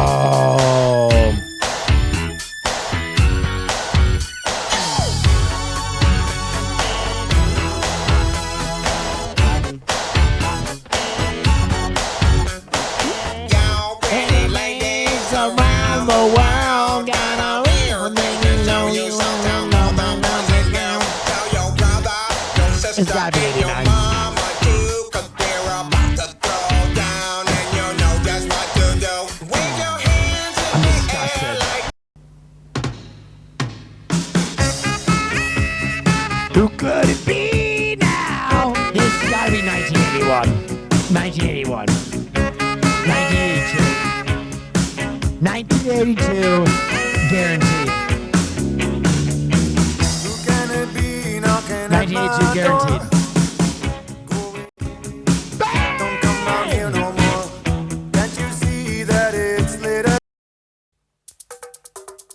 Oh my gosh. Oh yeah. It's yellow. Oh yeah. Oh yeah. Ooh, bow, bow.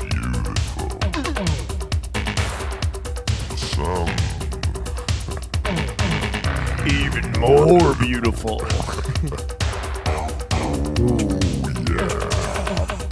Bow, bow. Bow, bow. Ooh, bow, bow. Ooh, bow. I'm gonna go 83. Give it to me. Give it to me.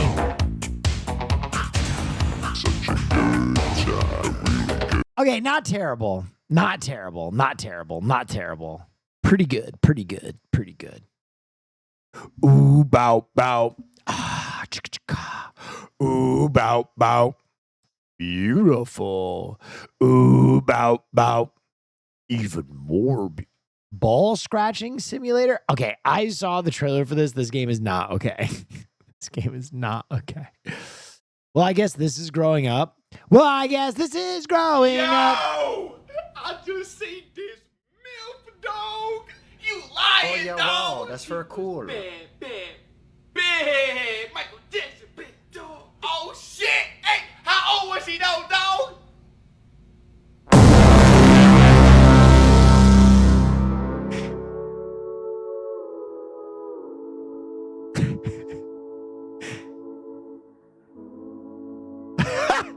How old was he, though, dog? She was our age, dog. She was our age, dog. They aren't MILFs anymore, are they, dog?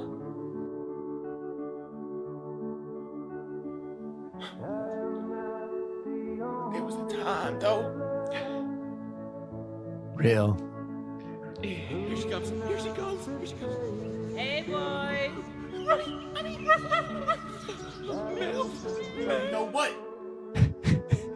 We'll always have the gifts, dog. Real. Yeah, dog. Just like Green fucking Lantern will always have gilfs.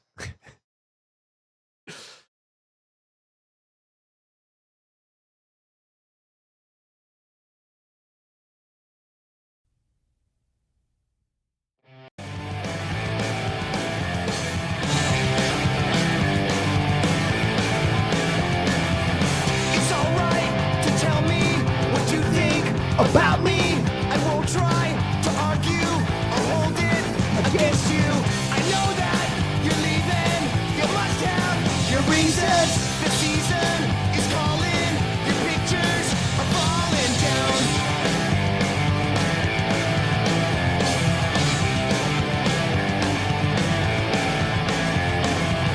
The steps that I retrace, the sad look on her face. The timing is structure. Did you hear? He fucked her. A day late, a buck short. I'm writing the report. I'm losing and failing. When I move, I'm flailing now. And it's happened once again. You'll turn into a friend, someone who understands, sees through the master plan. But everybody's gone, and I've been here for too long. To face this on my own. Well, I guess this is growing up. Well, I guess this is growing up. Well, I guess this is growing up. I'm sorry, I had to play that because that one chatter said, "Well, I guess this is growing up." It was like an involuntary reflex. I know you're not a huge baseball guy, but this PCA for the Cubs is a stud, giving Shohei a run for his money. The 2-1. Boom! High fly ball. That's to right. That's back.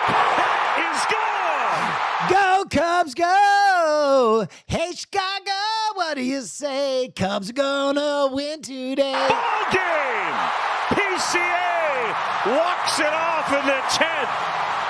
And Go Cubs! Okay, I'm gonna tell you right now, if you ever get the opportunity to go to a Cubs game like this, I will say this. I'm not the biggest baseball guy. I admit this. I'm not the biggest baseball guy, but there is no city in the world post-baseball game like Chicago. If the Cubs win a game, all of Wrigleyville gets drunk. The entirety of Wrigleyville gets drunk, and everybody, the entirety of Chicago, if you just go Cubs, go, they'll go, hey, Chicago, what do you say? Cubs are gonna win today. Boston, I'm going to tell you right now, if you go Sox in Boston, someone would probably go, hey, fuck you, buddy. I'm telling you, it's something about the Midwestern element of Chicago where like it's you know, like in Osaka, if you like pull a gun and like shoot, they have to go like that, like it's like a weird cultural thing. In Chicago, on a day that the Cubs win, if you say what?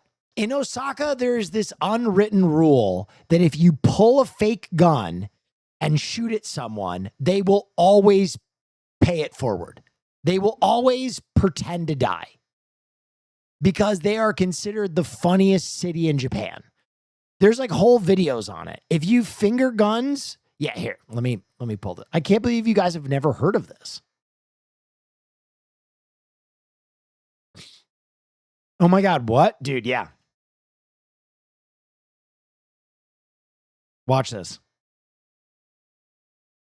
Watch, this is in Osaka. This is a cultural thing. These are just random strangers on the street. Watch this.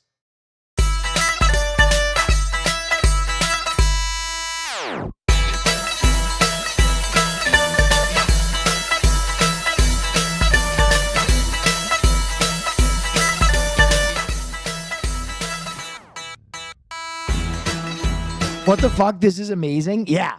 So Osaka is considered like the funniest city in Japan. And so this has become like a part of their culture, I guess, that if at any time someone pulls finger guns and shoots at you, they have to go like, ah! And pay it forward. So I'm saying that in Chicago, after the Cubs win, I mean this. I mean this. If you go up to any Chicagoland resident and go Cubs, go Cubs, go, and then stop, they will go, hey, Chicago, what do you say? Cubs are gonna win today. And it's awesome. It is fucking awesome. It is not South Side. I'll be honest, I wouldn't even be walking around in the Wild Wild Hundreds. Not only would I not be singing to strangers, I just wouldn't be walking around in the Wild Wild Hundreds. Oh yeah, wow, that's very cool. Thank you so much, Buzz Cut Season. Appreciate you.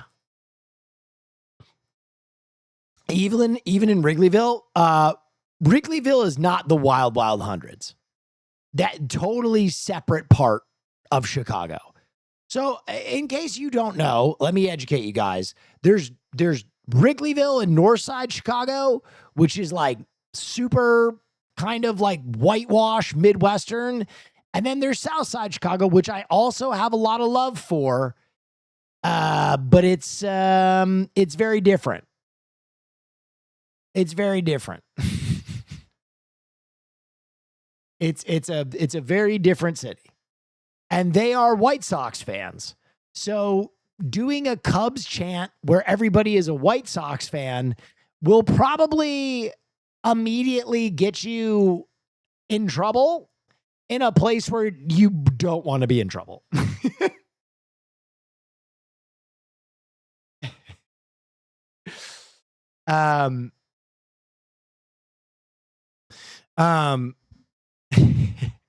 Do not do finger guns on the South Side. Yeah. Shane Gillis and Matthew McConaughey checking in from Austin. What is this? Matthew McConaughey alongside Shane Gillis in attendance. Fan? Of course. Oh, both? Yes. You're not gonna follow up with your own answer? Oh no, I am. That's what I'm asking you. Why was that? Why was this shared? This is just two men watching soccer. I thought something was gonna happen. That's just two men watching soccer. Do. But I guess this is growing up. Have you guys? Wait, how guys are acting after seeing Indy Navarrete got cast as Rogue? All right, let's take a look. CU X-Men. Oh yeah, like Indy Navarrete as Mystique, right? That's crazy. She's actually playing Rogue. I'm sorry? Yeah, Indy Navarrete has officially been cast as Rogue. Hello, I'd like to audition for the role of Gambit. What the hell? Oh, I literally said the same thing. Do you even have a Cajun accent? I shot out of my daddy's dick ready for this role. Okay, security. Wait, no, don't. The name's Gambit, mon ami. Remember it. Sorry, is that a Pokemon? Mon ami. Yeah, it's Clefairy. Gambit is Cajun, not Asian. They got Filipinos in Louisiana. I lost the button. If Rogue can be Latina, then why can't the Gambit have a little ube in his beignet? Nah, that doesn't make sense. Please. Moi, je parle français, chef. Donne-moi donc ça rola, couillon. Wait, you speak French? I don't. That's just how bad I want it. We're not really looking for Gambit right now. What about like Rogue's boyfriend? She got a boyfriend? No. Girlfriend? You want to play her girlfriend? I'm versatile. You don't know how long I've been waiting for. If they don't do the Rogue and Gambit romance line, I will kill myself. Like that. Listen, jokes aside, that's what everybody's waiting on. Of all the comic book characters that you are rooting for their relationship, Rogue and Gambit is number one. I will die on this hill. Rogue and Gambit have the most interesting comic book relationship of any comic book couple.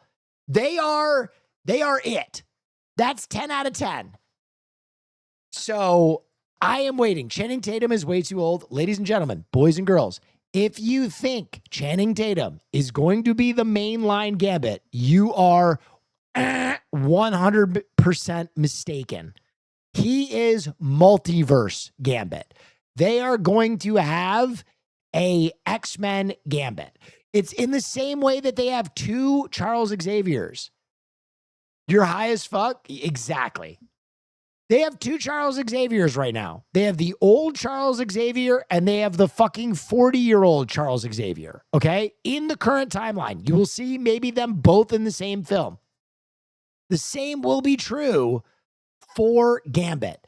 The Channing Tatum Gambit is only because they want to pay off that character from X-Men and Wolverine, which is one of the highest grossing Marvel movies of all time.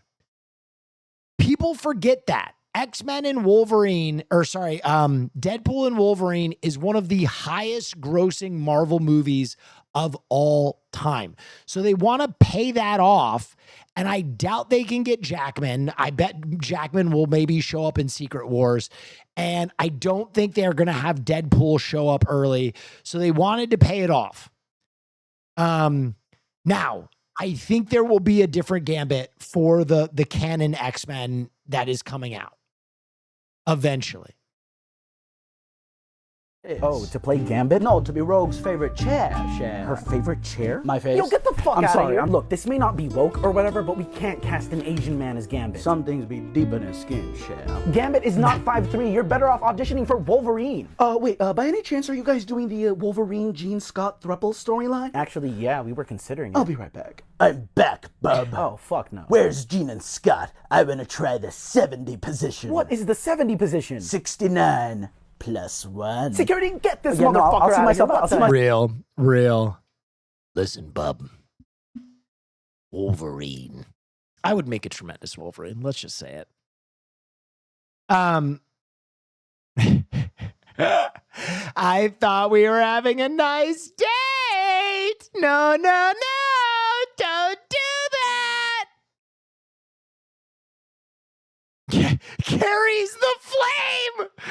carries the flame. Unbelievable subtitle there. Holy shit.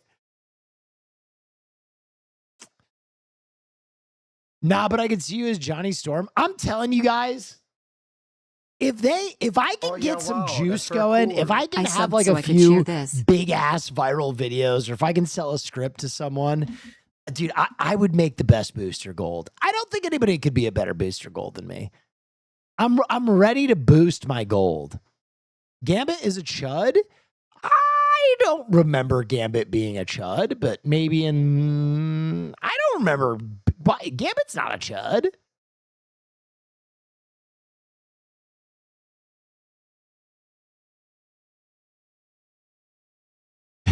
He's just Creole. David Stern would never. Breaking, the NBA has found no evidence showing that Steve Ballmer funneled money through team sponsors to pay Kawhi Leonard to circumvent the salary cap. Okay, ladies and gentlemen, I am going to do the sports ball summation for you guys because a lot of you have no fucking idea what this means. Okay, for those of you who don't watch sports, there is a salary cap, particularly in basketball. So it limits how much you can pay your athletes, right? Now, Kawhi Leonard came to a LA team called the Clippers. And essentially what is being alleged right now is that Steve Ballmer invested money in a Jumbotron company that then hired Kawhi Leonard as their spokesperson. Let me say that again. A Jumbotron company hired a basketball player to be their spokesperson to the tune of millions of dollars and never had him do anything. He never made an ad. He never he might have taken like 2 photos. I don't know. And what people basically concluded was that Ballmer was using this company that he had a friendly relationship with to indirectly funnel money to his athlete so that he could indirectly pay him more. And as a way of quid pro quo, he installed the Jumbotron in his stadium. So it was a quid pro quo. You funnel money to me for my athlete, and I will buy one of these fuck-ass Jumbotrons for you. Anyway, it's been a really interesting story. ESPN's article regarding the LA Clippers investigation, for which the NBA declined to cooperate, contains numerous and significant inaccuracies. The result is this matter will be made clear once the investigation is concluded. Jumbotron Gate. Yeah, it's really, and it got community noted almost immediately. Sources: NBA has no evidence Ballmer funneled money. The NBA released a statement disputing the ESPN report, saying it contains numerous and significant inaccuracies, and the results will be clear once the investigation is concluded. It would be so funny if Ballmer loses control of the Clippers and Kawhi Leonard, of all the NBA athletes, gets suspended. Just so you guys know, Kawhi Leonard is like the NBA Boy Scout. Like, he's known for being robotic with his humor. You know what I mean? Like, he's the one who has the famous laugh where he's like, oh. And so if he's the one who ends up getting fucking suspended, it is so bizarre. Are we getting this scene in an X-Men movie? God, I hope so. When does Rogue Needs to Be Thick become a casting requirement? Oh, what do you mean when? That's up there with she needs to have a shock of white hair. Like, thick Rogue is as important as Rogue's like two-tone hairstyle. It's canon. She's always been thick. Here endeth the lesson. Danny McBride, Criterion Hey, Closet. how's it going? I'm This- Danny McBride. This one's going to be fascinating because I think Danny actually has low-key great taste. I am so thrilled to be in the Criterion Closet. I've played such characters as Kenny Powers, who notoriously loved his Criterion collection. Wasn't very thick in that one movie. Yeah, and it was a mistake. He didn't like anyone touching them. So I'm excited to be here today to touch They also got Flash wrong. It happens. all of the Criterions. This is one of my favorite films of all time, Badlands. Okay. Young Martin Sheen, young Sissy Spacek, directed by Terrence Malick. The style of this movie was very influential to my friends and I when we were just getting into filmmaking. Loved the naturalistic performances, the simplicity of the script. It's just awesome. It's a killer film, Badlands. Bob Raffleson's 5 Easy Pieces. Phenomenal movie. Phenomenal movie that I never really talk about. And I low-key think it's Jack's best performance. I've talked about thinking that this is Jack's best performance in his acting career. And no one agrees with me, but he's so fucking good in this movie. 5 Easy Pieces. This film also very influential on me. I loved that this movie just had such an unlikable protagonist. I think that really influenced a lot of the kind of characters I like to write stories about. And oddly enough, the end of this movie actually inspired the end of the first season of Eastbound and Down. He actually lives in my city, and I've worked a lot of it on his local HBO stuff. Well, tell him I'll suck him if he casts me. Kenny leaves his girlfriend coldly, and not to ruin anything, but something very similar happens at the end of this film, and it's exactly where we pinched that idea.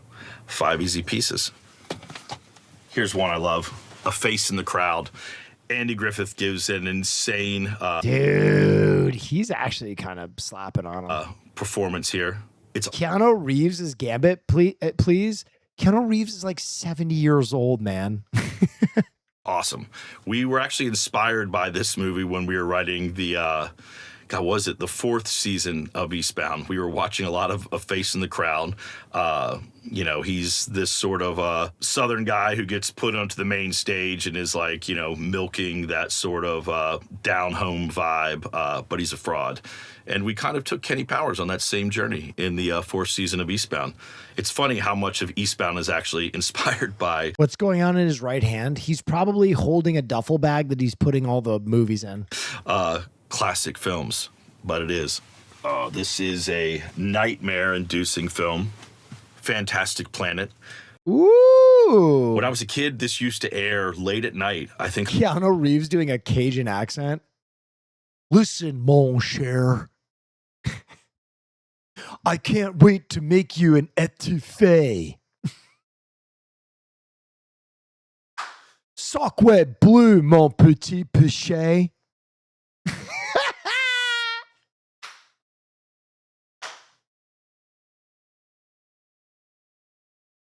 Zoot allure. We've got to stop Magneto.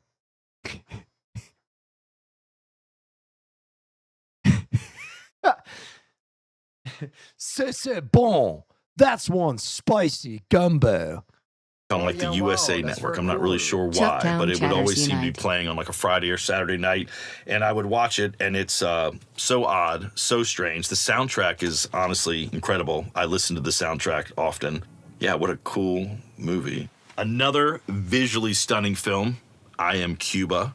I used to watch... Didn't see the cover of that at all. This film all the time when I first moved out to Los Angeles. I had a projector in my house. I didn't have a TV, and I would literally just now project you this sound like Snake from The Simpsons. Oh, not cool.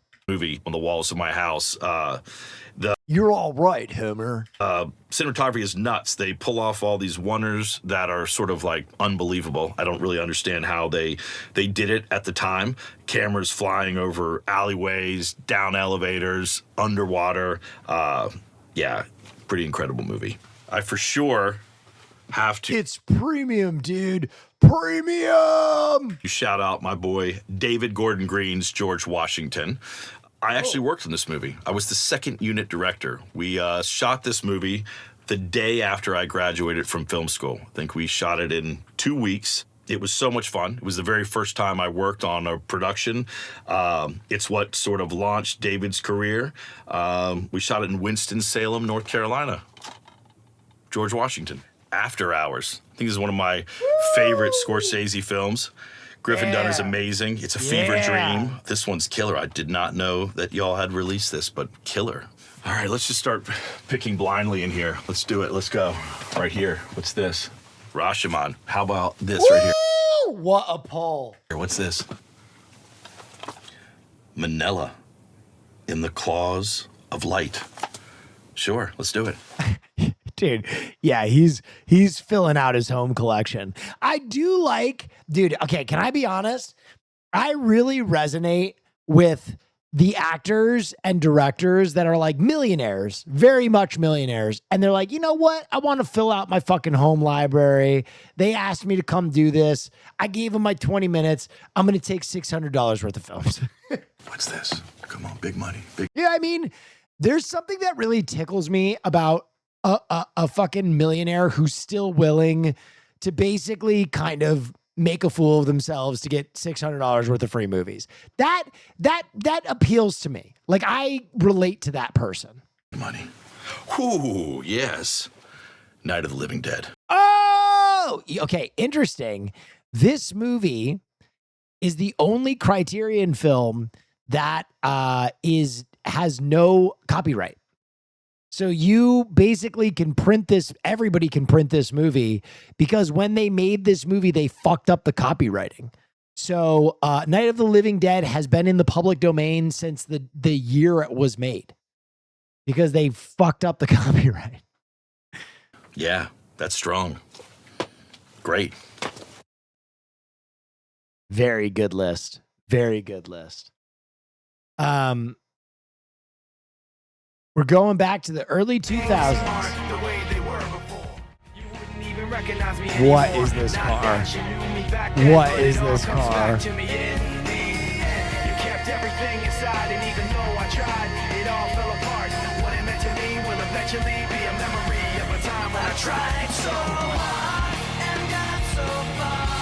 Bro, you just know those subwoofers throw air through the cabin and make you feel super uncomfortable.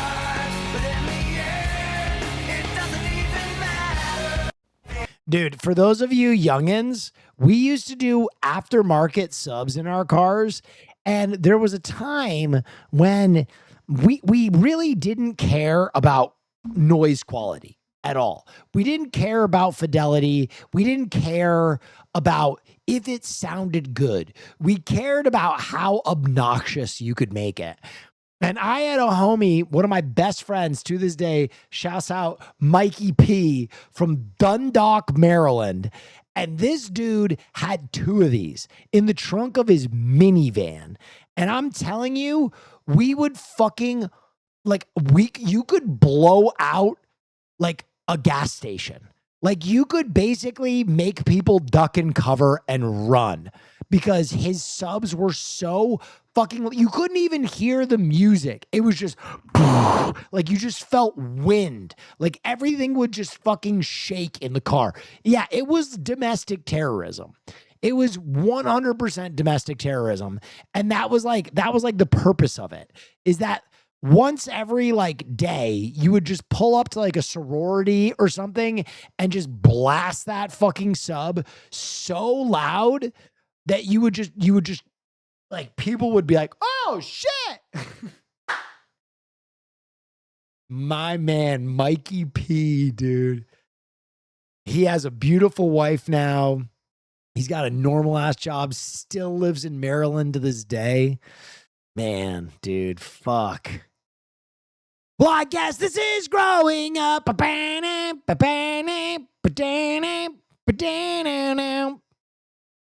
And it happened once again.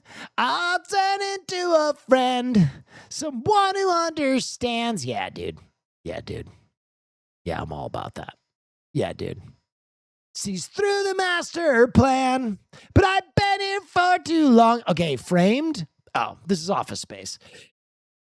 I guess this is growing up. And it happened once again. And I'll turn it to a friend. Someone who understands. Sees through the master plan. Batman and Sleep Token. Okay, I'll be honest. I fucking hate Sleep Token, but I'll give this a chance. That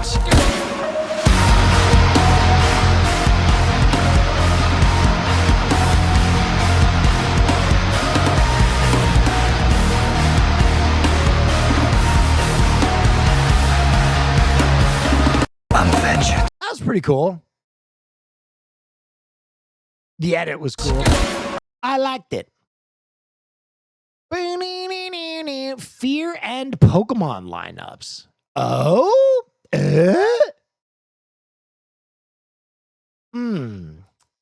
Rapidash. This one makes no sense to me. This one makes no sense to me.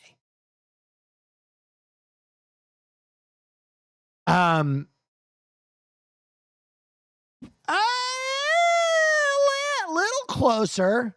I think you could have gone with more Gaemon. Like Jinx is a Gaemon. Oh, yeah, wow, Mr. Mime is a Gaemon. There are some. Sylveon is a Gaemon. You know what I mean? This one is the best one yet. This one is very good. This one is Tinkaton. This one is very good. This one is very good. I like this a lot. This is kind of a hard vibe read. I like this a lot. This one is very good. This one is very good. All the baking theme, very good. This one is the worst one. I don't understand how these were selected. Like, you got to give them the big bear. You know what I mean? The what's his name? Ursa. Yeah, Blood Moon Ursaluna would be great. Ursaluna would be good. Snorlax would be good. Yeah. Turtis. Turtis would be good. This story is fascinating. Very good doc. Sega Saturn, The Price of Victory. This is an hour-long documentary. I might save this for now.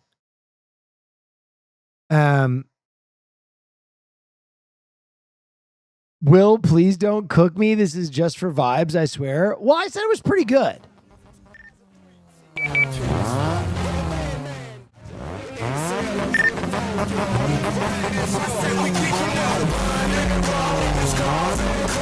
Okay, I feel like this is a dramatic recreation of my exact life.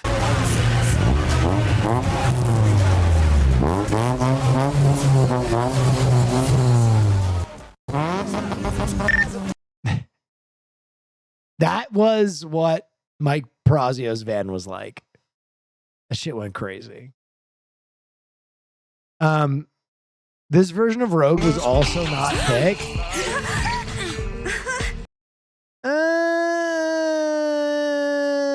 I mean, I don't want to comment on the thickness of this Rogue for obvious reasons. Looking good. Looking good.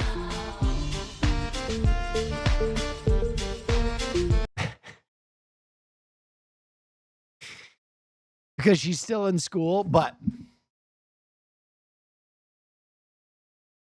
speaking of Pokemon, how many of these do you have sent to your inbox? Oh my, what is this? What is this? What is this? What is this? Is the Pokemon Company actually making this?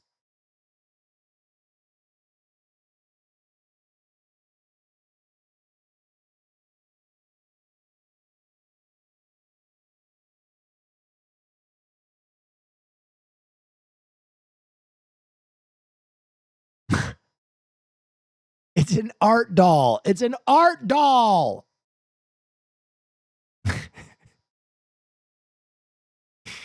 It's an art doll. There is no laws against Pokemon Batman. There's no laws against the Pokemon Batman.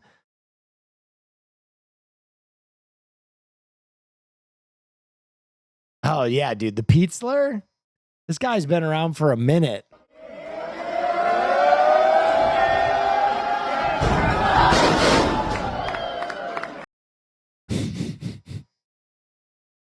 Will, did you like my Pokemon picks for you? You cooked on Cutie and I.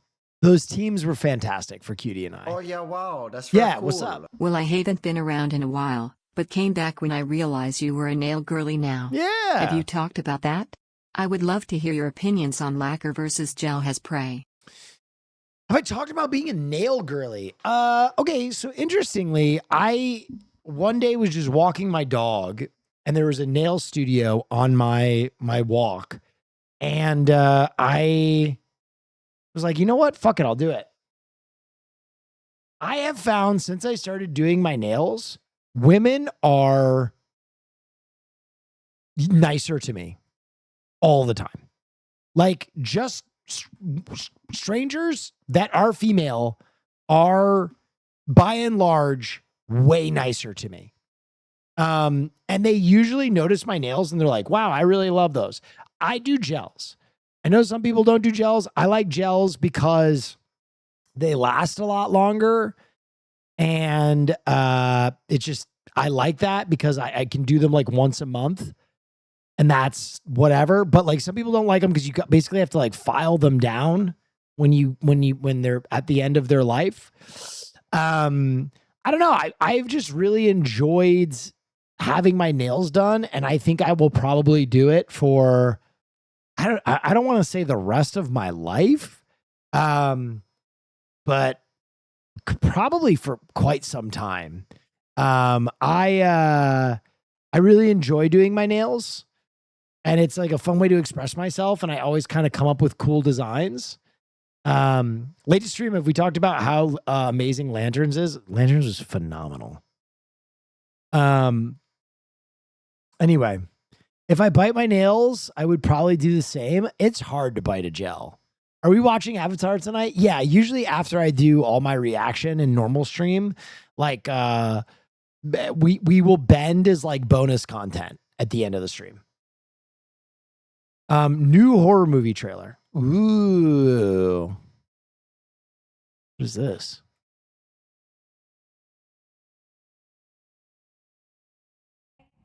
Living my best life. I am protected. Fuck no. I have no fear. No. I am safe. No! George, you in there? Oh, absolutely not. What's going on? Police are sealing the building. It's spiders. They're on every floor. They're everywhere. You're so fucked. Absolutely not. Absolutely not. They're gonna gas the building with us in it. Oh my god!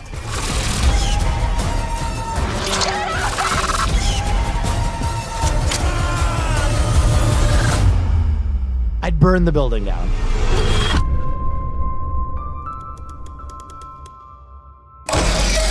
I would burn the building down. 100% I'd burn the building down. Listen, I am a proud spider rehabilitator. Okay. I love the time that I spent with a spider, but I don't know if I could do it. That's a lot for me.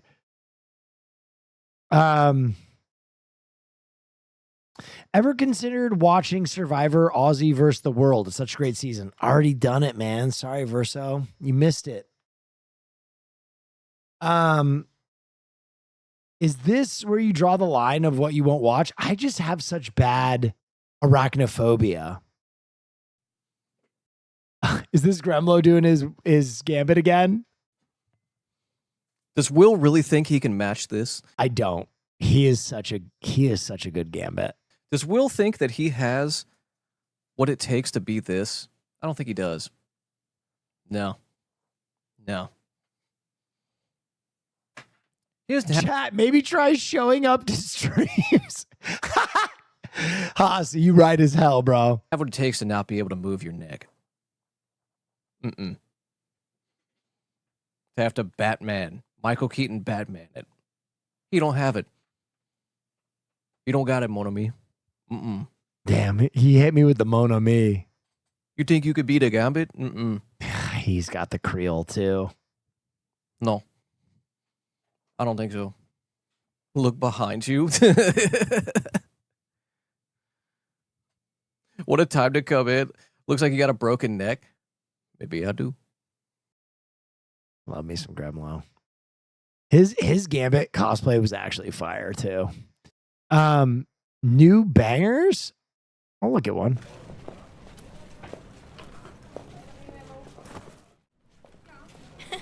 Wait, we already looked at this one. We looked at this one a few streams ago. What's the other one you shared? Claire.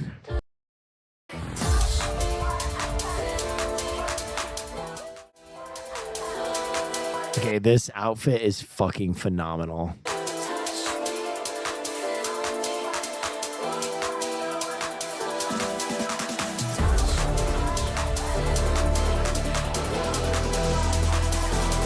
Did you see the one Hassan texted me? How the fuck do you know what Hassan texted me?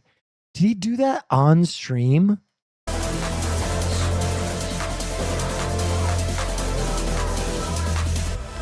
He showed it on stream.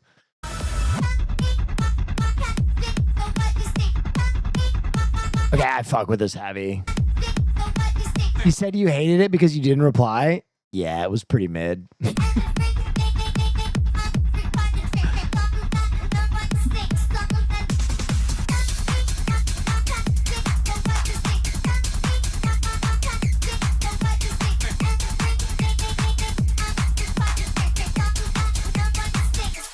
If Hassan isn't on stream, he stops moving or existing. That is true. He literally just goes to his couch and like blacks out.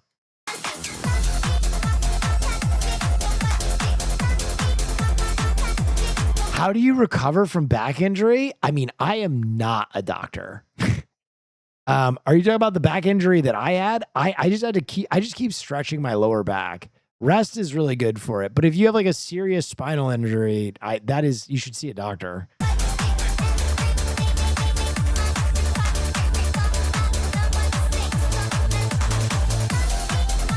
No, like muscular. Oh, I'm a big fan of heat.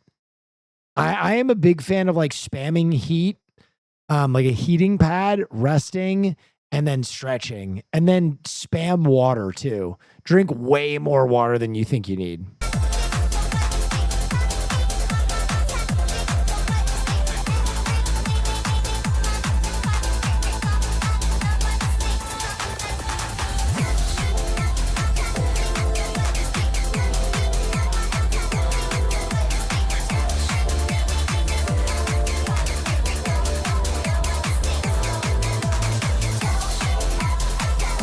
But I will say this, if stretching isn't a part of your daily routine and you are over the age of like 30, you need to fix that. You have to stretch every day. It sounds super boring, but you should spend 15 minutes stretching every single day.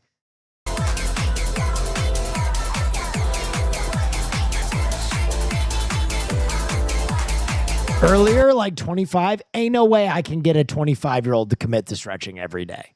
That's just because they don't hurt yet. When you hit 30, you start to hurt. And so you like start to understand.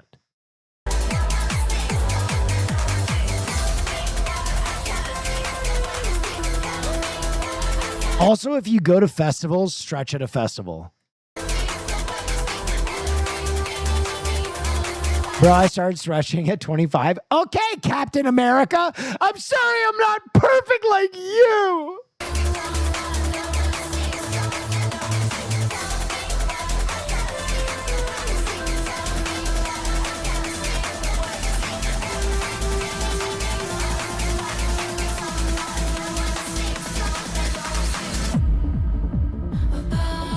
Okay, this is fucking fire.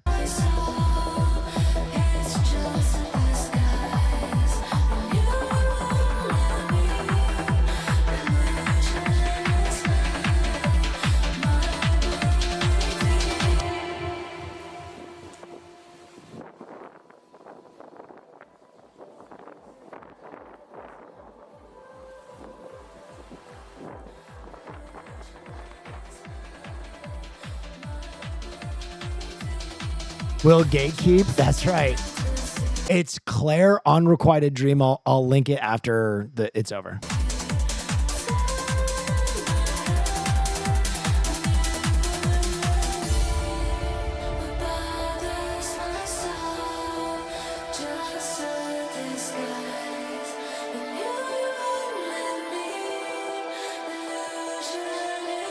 Well, have you been watching the new Ghost in the Shell? Yeah, it's really good.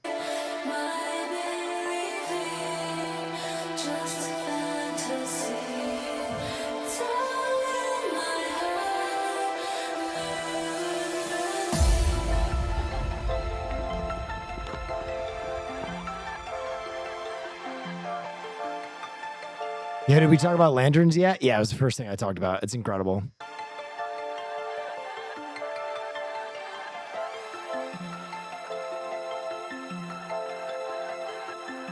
Do you have a playlist? I've been obsessed with your songs. I've linked a bunch of songs. This was really good. Claire. The one that I've been spamming, though, right now is Comes and Goes by Kedema.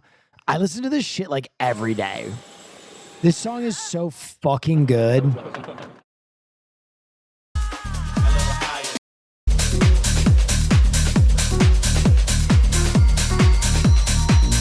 The Coachella video.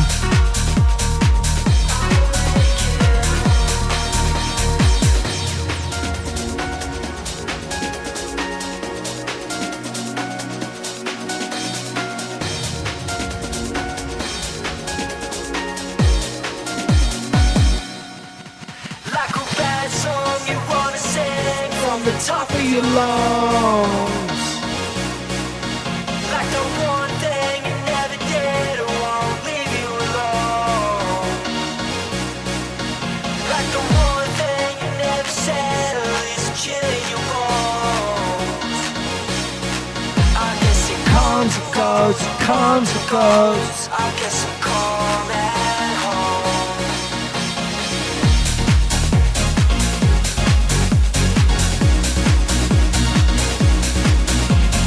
Like, there's something about this track that's like everything right with like new dance, but also is like such like a throwback to like Underworld and some other fucking classic fucking garage dance shit.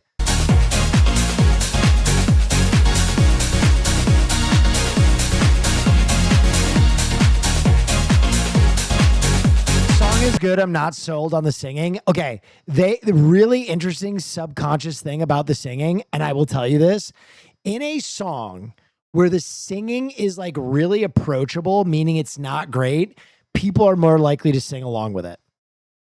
I am telling you, if you see him perform this song live, everybody in the entire crowd is immediately like, it comes, it goes, it comes, it goes, like just fucking belting it. Like a bad song you wanna sing At the top of your lungs. Do you like Rusko's old records? That's a name I haven't heard since the 2000s. like the one thing you never did or won't leave you alone. It's very like Underworld too. Like the one thing you never said or is chilling your bones. I guess it comes and goes, it comes and goes. I guess I'm calm at home. Honestly, such a fucking bop. Holy shit, that is a bop. Angry Baby and John Casey from 3 days ago, 230 views. Okay, you're either putting me on to the fucking deep fucking shit right now, or you're playing your own music.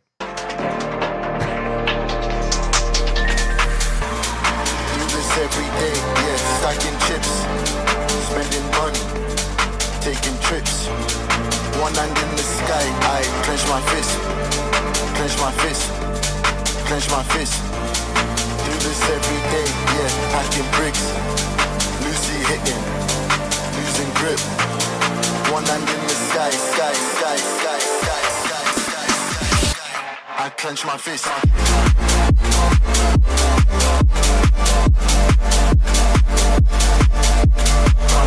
Okay.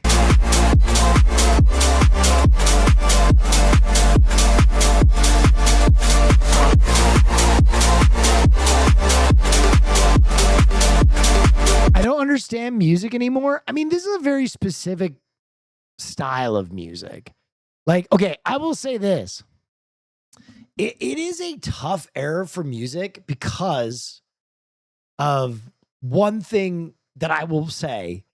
Like, I just feel like rock and roll is really the genre that, like, man, all the modern rock I hear, like, there are exceptions. There are exceptions. And you guys are all going to go, what about?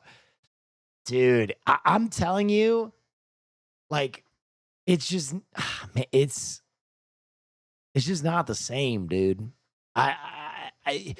There are not many bands or like groups anymore that like play. Okay, here's something crazy. Hear me out on this.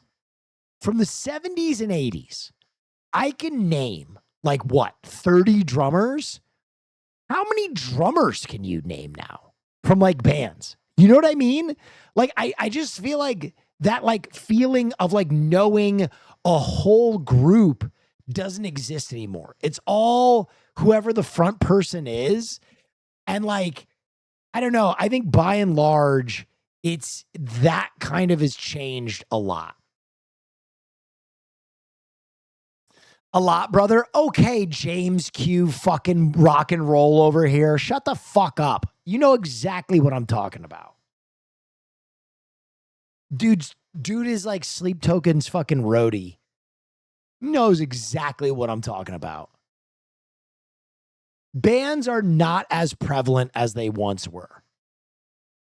I think that is something we can all agree on. I need you to stop being scared and stop running from the truth. How are you? I am under the water. Please help me. Thing out it comes, it goes, it comes, it goes. The man who pulled the Cooper Flag one-of-a-kind rookie patch autograph is turning down the $1.5 million offers for the card. Jason Williams says he cares more about the experiences. No, he just knows that card's going to be worth more. Unless Cooper Flag tears his ACL this season, that card is going up. That card is going up. Yeah, I like the experience of owning it. Do you remember the first time your thoughts were turned to evil things? What the fuck? This is a new movie?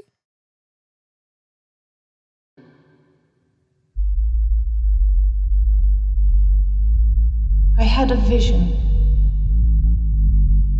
No remastered?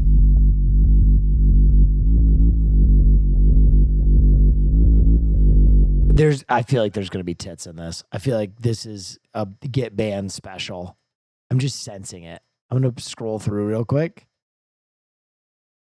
I feel like this is a Get Banned special.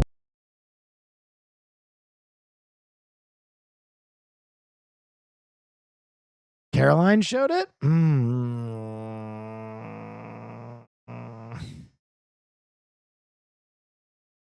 The Devils? Yo, this looks wild, bro.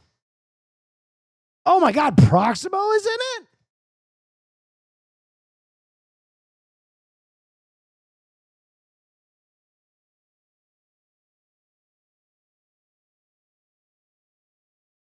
How have I never seen this?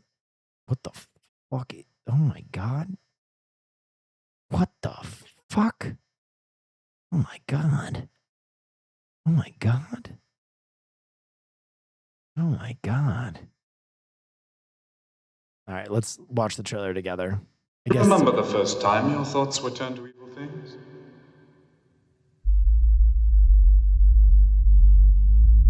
I had a vision.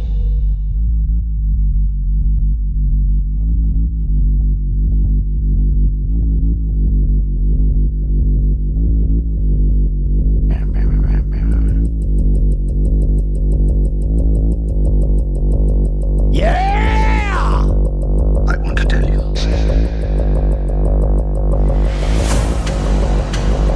You have perverted Christ's own teaching. You have perverted the innocent. Yeah! The devil is a liar! And the father of lies! Confess! You have seduced the people! Confess! In order to destroy them! Confess! Confess! Confess! Yeah! Afraid.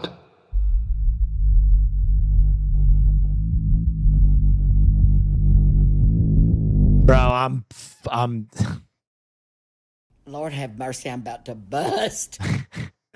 Lord have mercy, I'm about to bust. Someone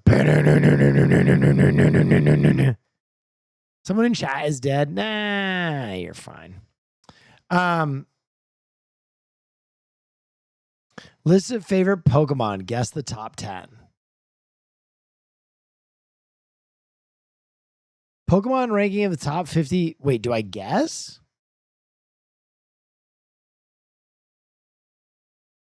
Oh, this is polls.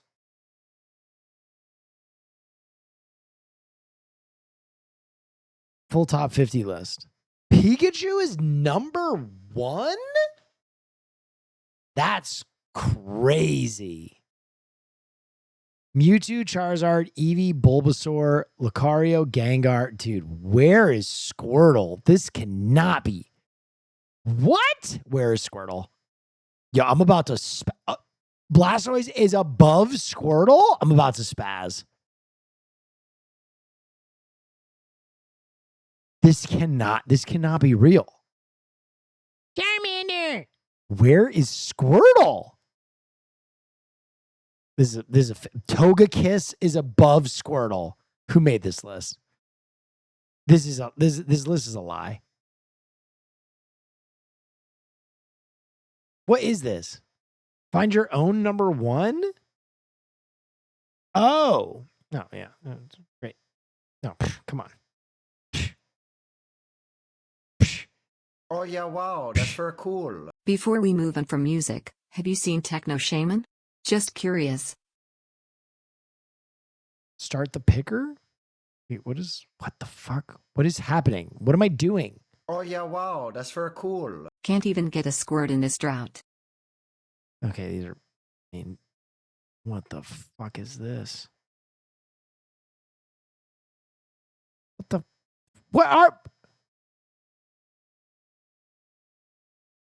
What is... Boo! Boo! This site sucks! Boo! Never show me this slop again! Boo! Back file site! Back! Rumor about Dune Future Saga. Denis Villeneuve says that Dune Part 3 will not be the end of the Dune saga. No. Maybe Chris Nolan will continue?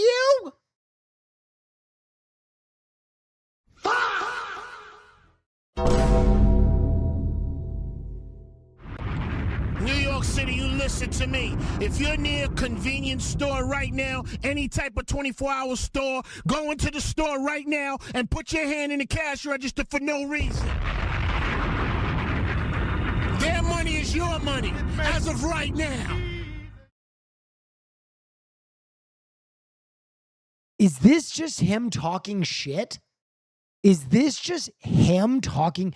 Can you imagine if Denis turned over Dune to Nolan? What the fuck?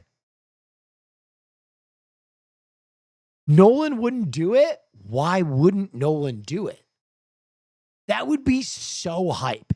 If one of the best directors in the world turned over his IP to the other best director in the world, that would be one of the coolest things to ever happen in film.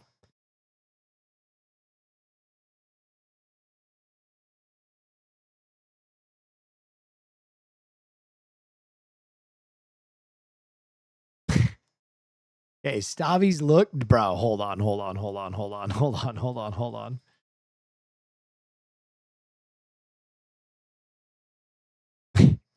Why does he look like Donnie Bennett, bro? Wait.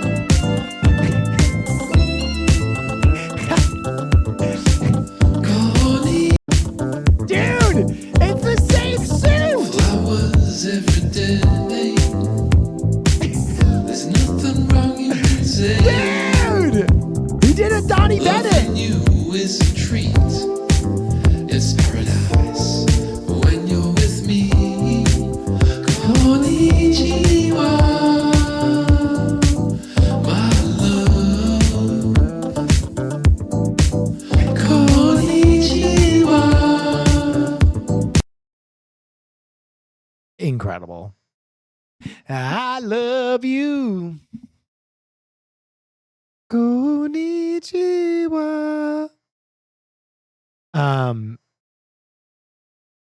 More dance from Soul? What the fuck? Have you met Stavi, baby? Yeah, Stavros is my boy. Did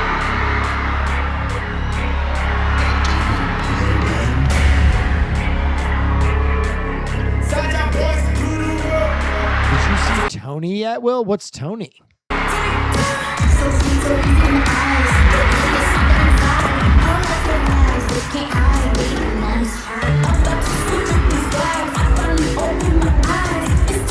Oh, the Anthony Bourdain movie? No, I haven't seen that yet.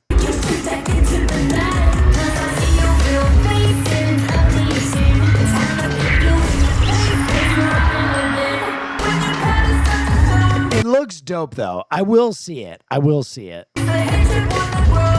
Stav is in it, bro. Yeah, I know. But again, you guys forget that, like, I work like probably 20 hours of the day. So if I don't see a movie the day it comes out, it's not because I hate that film or don't understand it. It's because that I haven't gotten around to it.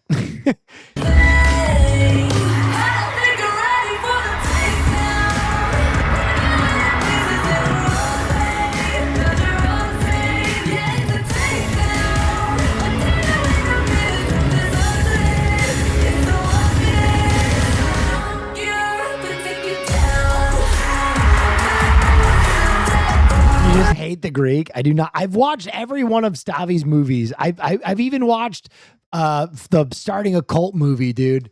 I will get around to Tony. I just didn't know that it was called Tony. I thought it was like called Anthony Bourdain.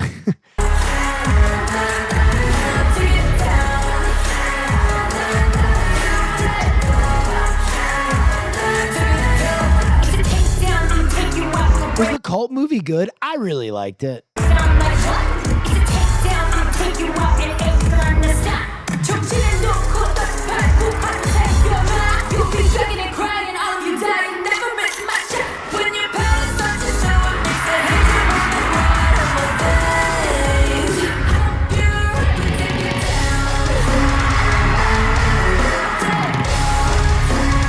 Okay, this is okay. But I gotta be honest. If you like dance shit, Tight Eyes Judge demo was, dude, this was honestly like a religious experience. I don't know if any of you saw this. This shit was so crazy.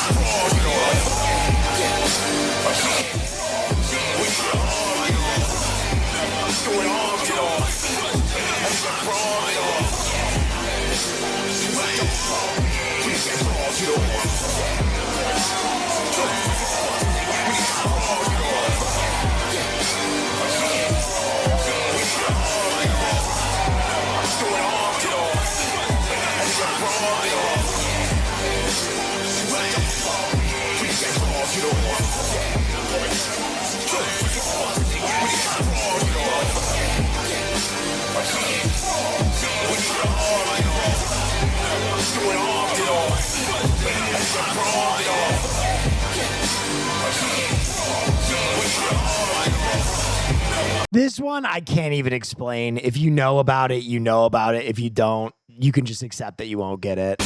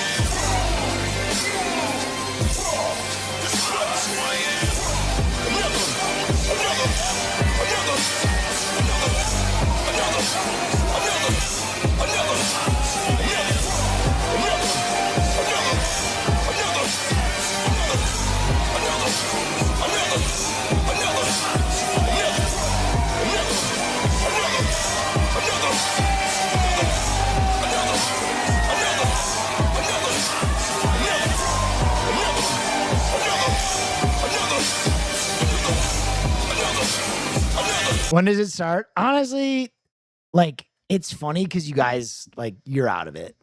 You just don't get it. You don't know who that is. You don't know what it means. You don't know that he came out of retirement. You don't know that this video is 15 minutes long. It's okay. I don't have to explain everything to you. And if you don't get something, you don't have to be rude. You know what I mean? There is that. Anyway, this was sick. He came out of retirement and did this in Russia, and it was fucking awesome. This dude is like 50 years old.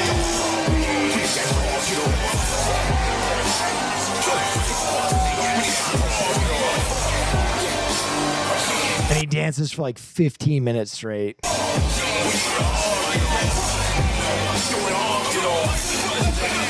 Anyway, it just happened too. It happened like 2 weeks ago. It was really cool.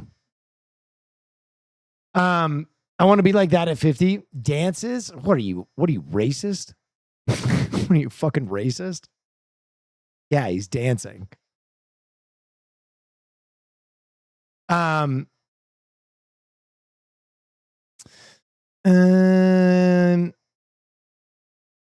What's a sports indie game that you might be interested to try? Oh. Footy, I love footy. I love you too.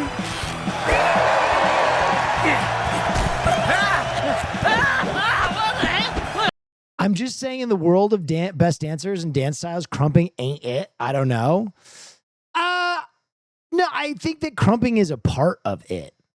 If you don't think that crump dramatically influenced dance when it came out and was like prominent 25 years ago, I fully disagree. I think you see crump moves in almost all hip hop dance now. And that guy is like one of the original crumpers. Like, that's Tight Eyes. Like, he literally, if you watch the fucking Crump vs. Clowning documentary, he's like one of the guys that fucking started it. And he came out of retirement at 50 and did a fucking 15-minute freestyle. Like, it's really cool. I wish that I like didn't have to explain why things are cool all the time without people just being like, fuck this, this is stupid. Because like you don't understand it, but that's fine. It's really cool. It's a really cool thing.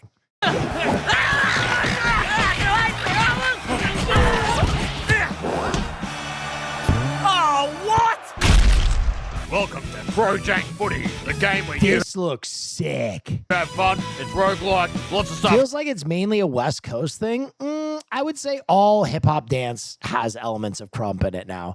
I would say that you see a lot of K-pop groups use krump dance moves like all the time. Happens. It's Aussie rules. This is where the game footage goes. You're gonna love it. So pick up a ball and kick into Project Footy. Oh, this game's pretty weird, hey?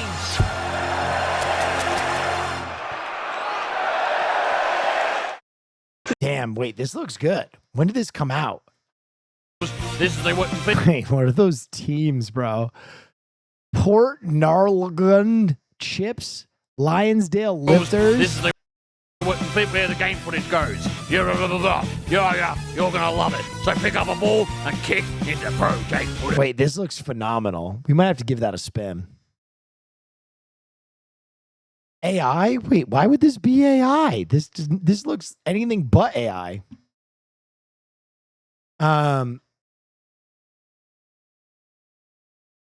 Every David Bailey's snap. Oh God, yes.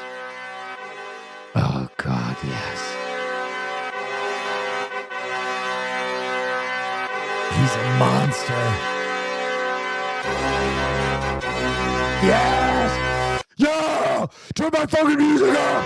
Yeah! Fuck yeah! Yeah! Give me that, son! Oh my God, Woo! Dude, just start him and Cade Klubnik. Just do it. Just fucking do it. It's a free season, dude. No one's expecting us to win shit. It's a free season. Are we running back fish baseball?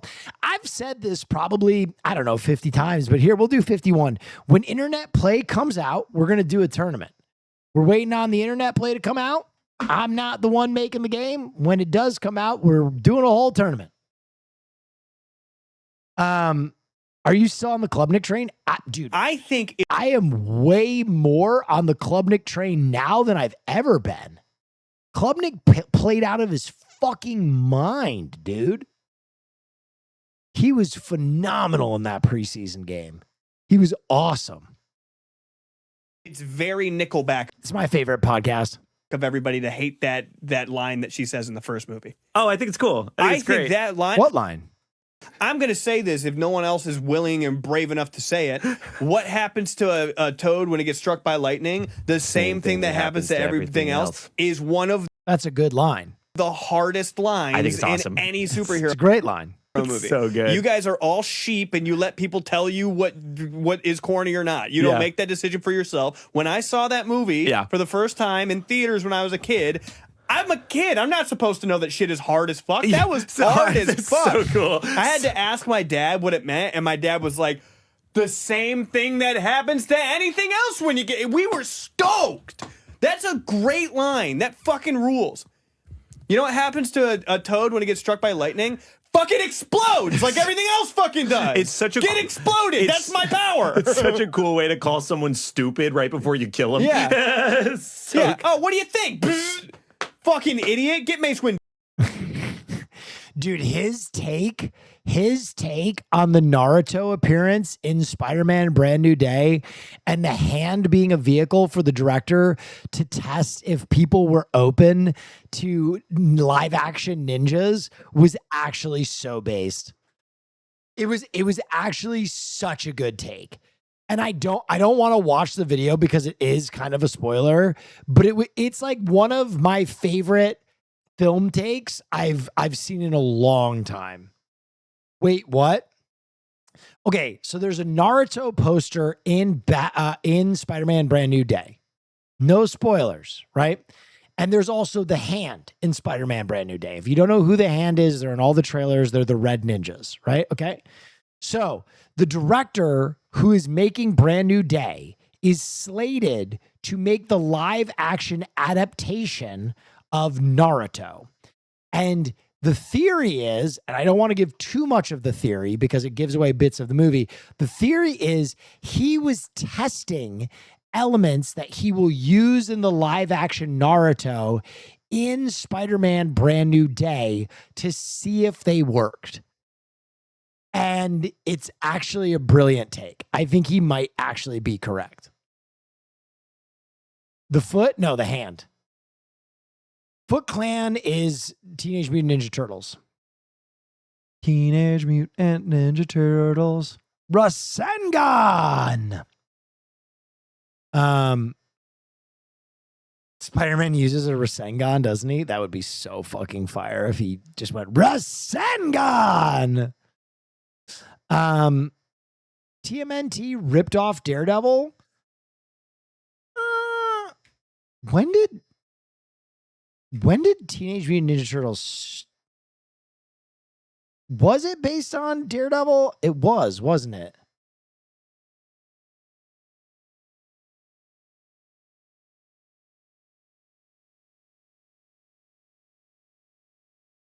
I knew it was based on some comic.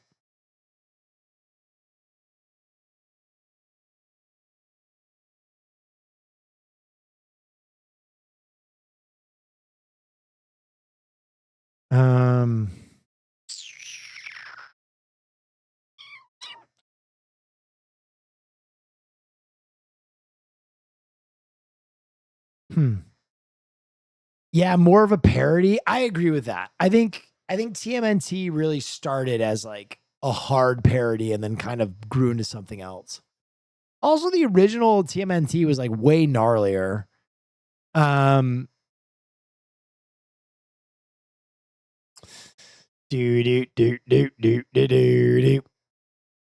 We really need to change the way we think about co-opting media. If it's received well, it's an homage. If not, it's stolen.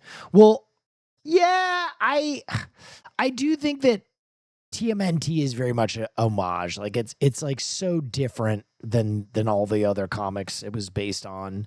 And it was like very parody and violent when it first came out. Hey, well, have you been keeping up with Absolute DC? Only Batman, not the rest. I need to keep up with the rest. Because it comes, it goes, it comes, it goes. All right, we're 3 hours in, ladies and gentlemen. Do you guys want to watch a little Avatar? A little Avatar? All right, phenomenal. Phenomenal. We're going to move to that part of the stream. I'm going to put an episode on, and I'm going to grab a snack, and we're going to vibe a little bit. Because it comes, it goes, it comes, it goes. Do do do do do do do do do do do. This episode's peak. Don't miss it, Will. I won't. I just gotta grab a snack. I'll only miss the opening credits. Absolute Martian Manhunter might be the best writing DC's ever done. I hope, because I have issue 1 in a rare fucking print.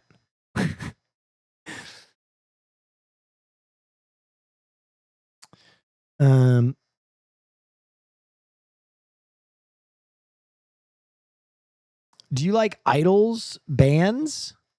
Do you mean, do I like idols? Or are you asking about like K-pop idols?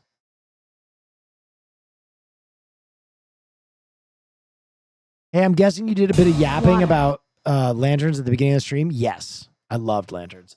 All right, 2 seconds. I'll be right back. Oh, I have to do something first. Sorry. Hold on. It's like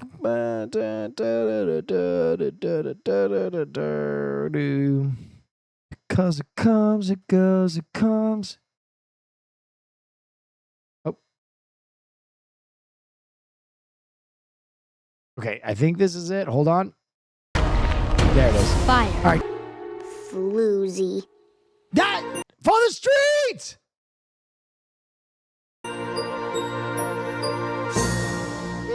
Even the show agrees with me. Those fucking idiot chatters with their stupid fucking small idiot brains. So stupid. And it's your show too. They're disagreeing with me. You fucking morons, you dim-witted fucking idiots.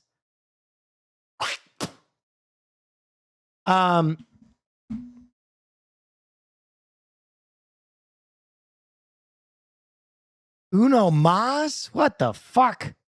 It's late as hell.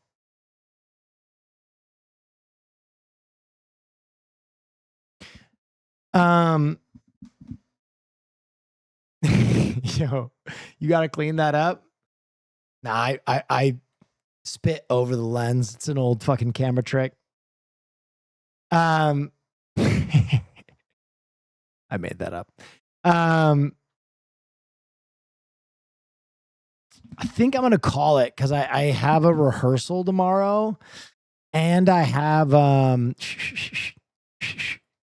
what else do I have tomorrow? I got a call for a show. I got a lot of stuff tomorrow. God. Ugh. Rehearsal of dib ending. Yeah, I got to rehearse my dib ending.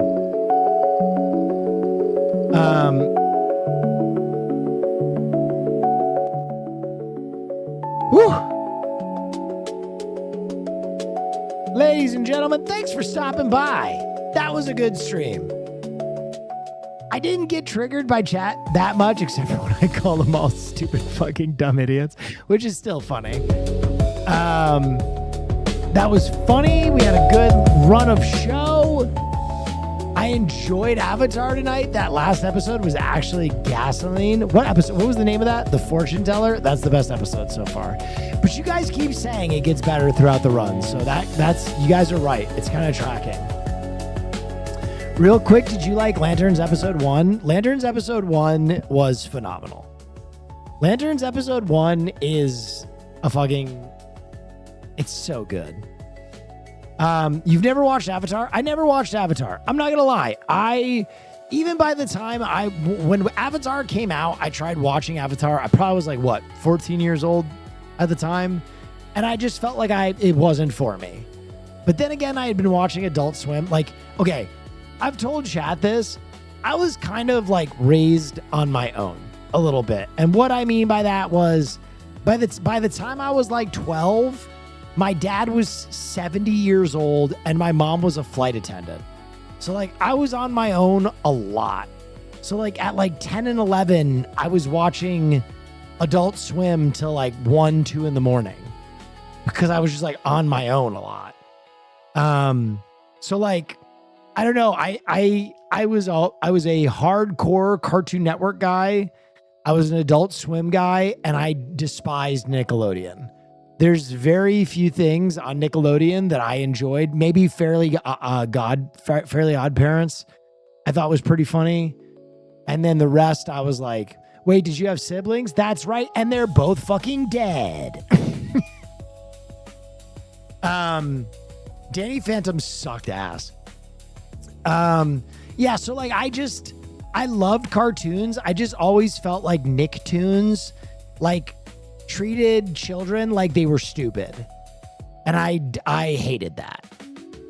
I hated like the you're a baby, here's some baby stuff. It never appealed to me. So I mean, I am watching Avatar because I am a very big nerd. And chat for the last 7 years that I've been watching or I've been streaming have always told me, like, you have to give Avatar a try. You have to give Avatar a try. You have to give Avatar a try. And I've tried to watch it off stream before, right? I've gotten through 3 episodes like 4 separate times and I'm like, wow, what the fuck is this? So I'm like hard committing. And chat has been very up and down about the experience. Because I've been very honest about it. I'm being completely honest about it because I'm not a fucking 10-year-old. So I don't have like the benefit of nostalgia here. But they guarantee me that it's not nostalgia bait, that it's like legit an amazing show.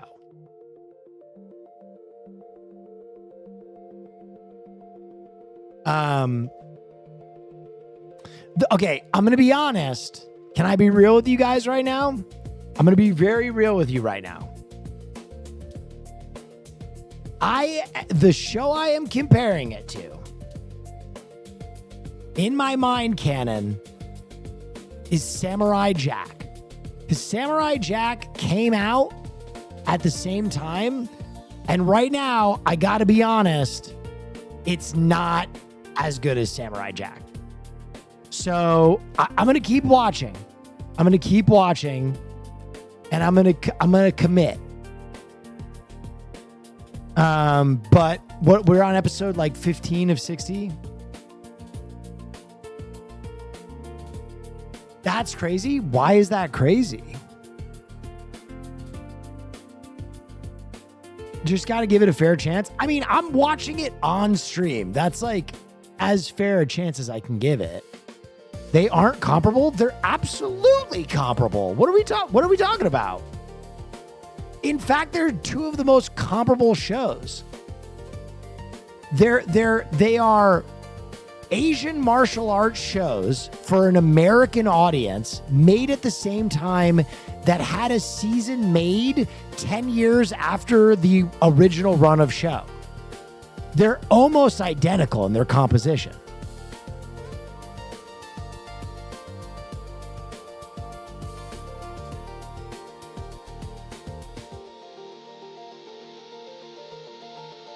They even have the same voice actors, chat. Yeah, that's what I'm saying. If those two shows aren't comparable, I don't know if you can compare anything to anything.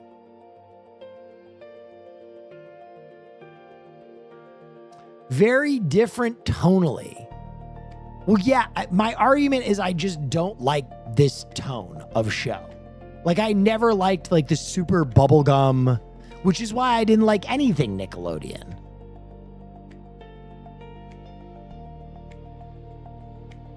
Like, I'll be honest, I didn't really like SpongeBob.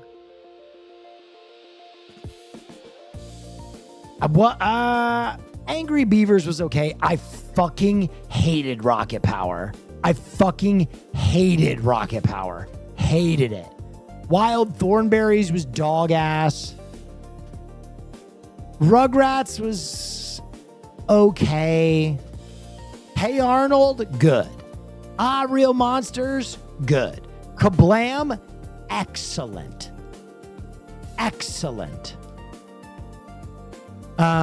Jimmy Neutron, dog ass infinity. Absolute fucking diarrhea from a butt. Invader Zim, incredible. But I liked Invader Zim before I even watched the cartoon because I was a Johann Vasquez fan and I read Squee, I read Johnny the Homicidal Maniac, and I read like all of his stuff when I was like 11. You guys forget I was a real nerd. Like, I went to a comic book shop every day. So I had read all of Johann Vasquez before I even watched Invader Zim. Johnny was pretty good. Johnny the Homicidal Maniac is amazing, and Squee is like unbelievably good. Are you gonna watch Legend of Korra after Avatar? I'll see how it goes. Vasquez, I think that's how you say his name, right?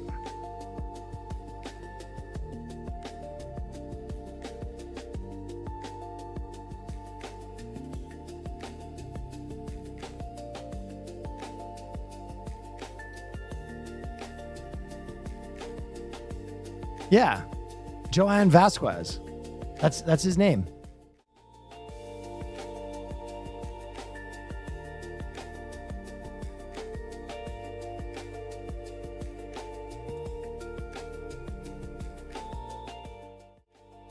Honestly, I don't give a fuck, guys. It's a creator that, unless you're a real head, you don't even know who he is. And honestly, I'll probably never say his name again on stream, so I don't care to be corrected.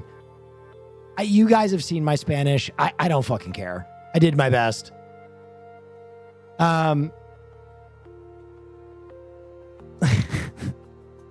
I did my fucking best. You would like Korra more than Aang. Well, I don't even know who Korra is, so don't explain that. Because I don't want anything spoiled. I've tried to ignore a lot of spoilers. Listen, if I had to rank Avatar right now, I would probably give it like a 7 out of 10. Like it's a good children's show. I haven't seen anything yet that like I think is like really transcendent. Like I haven't seen one moment yet where I'm like, damn, this fucking stands the test of time. But I hear it gets way better, so I'm staying with it.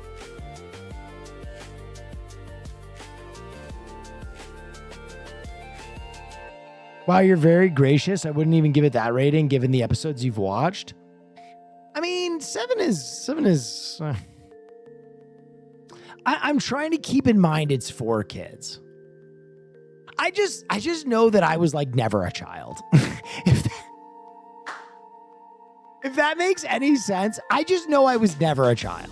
Like I had a 70-year-old father. My brother fucking killed himself when I was 13. Like I just didn't have a childhood. You know what I mean? Like I never had that like era of innocence that I think a lot of people have. I was like fighting for my life at like 12 when I went to boarding school. You know what I mean? Like I just had such a different upbringing that I never had this era of like, oh, wow. Yeah. You know what I mean? So I'm like trying to put myself, this is just a little overshare, but like with my nephews and nieces, like I see the way that they grow up and I love it for them. I'm so happy that they like have this innocence and this joy. And every time I see it, I'm like, I never fucking had that. Like that's fucking crazy. They're so baby. You know what I mean? Like I was like a full grown ass man at like 12 years old.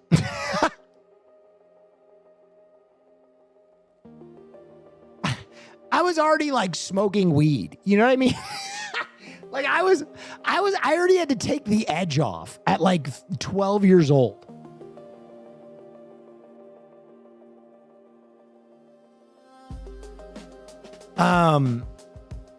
So I just had like such a different childhood that maybe like watching something like Avatar, I'm like, it's like the same thing with Disney, really. You know what I mean? Where I'm like, oh my God, what the fuck? That's why projects like Cowboy Bebop always appealed to me, because like they made sense to me. And I was like, oh, this is it, man. Give me that sweet suffering.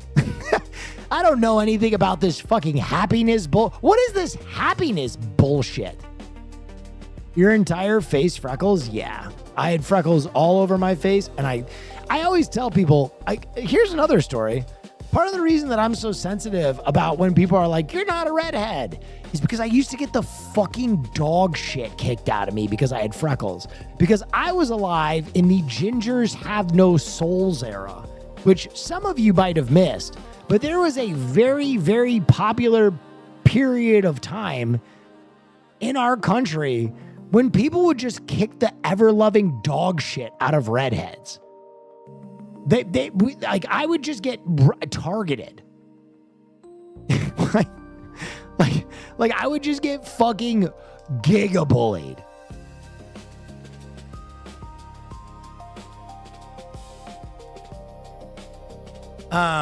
You mean the good old times?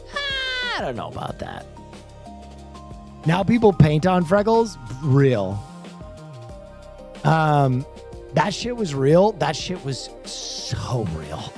Dude, I don't know if there's any other freckle-faced kids in here, but when did the gingers have no souls? Gingers have no souls. South Park. 2005. When this episode of television released in 2005, it was like open season on redheaded and freckle face kids. It was like the Purge for redheads. Like there's just like a wah, wah, wah. All crime against redheads is now legal. Like that's how that episode hit. I remember the day it happened. Just like kids randomly coming up to me and telling me I had no soul.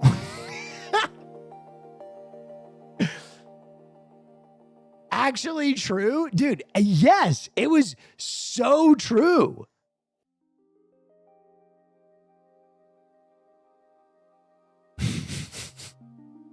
School was rough sometimes. Yeah, our era of school was way different. Oh, wait, we got a new fucking emote? Holy shit. Wait a minute. This is big. We can end chat. We can end stream on a high note.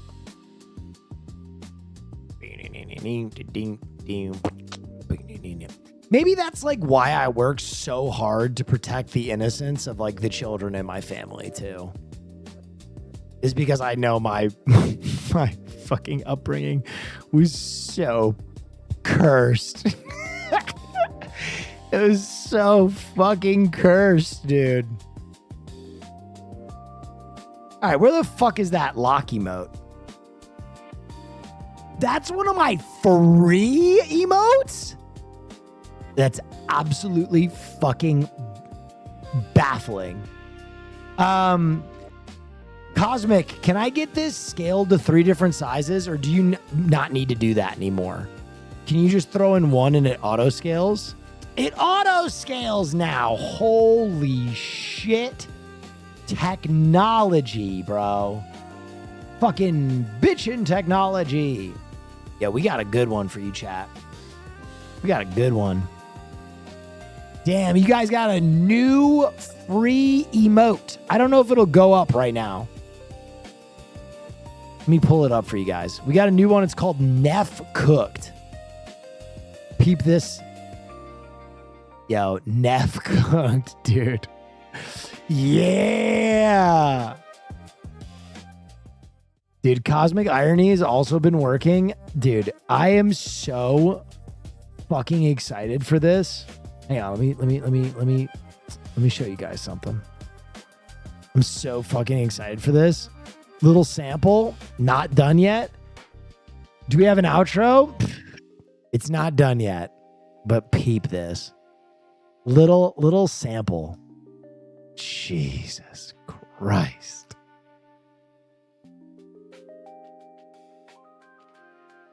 Dude. Jason, tell me what you're chasing, because the world is Yo. So stoked. So stoked. Anyway, dude, Neff Cooked is actually phenomenal. Cosmic Irony always be cooking.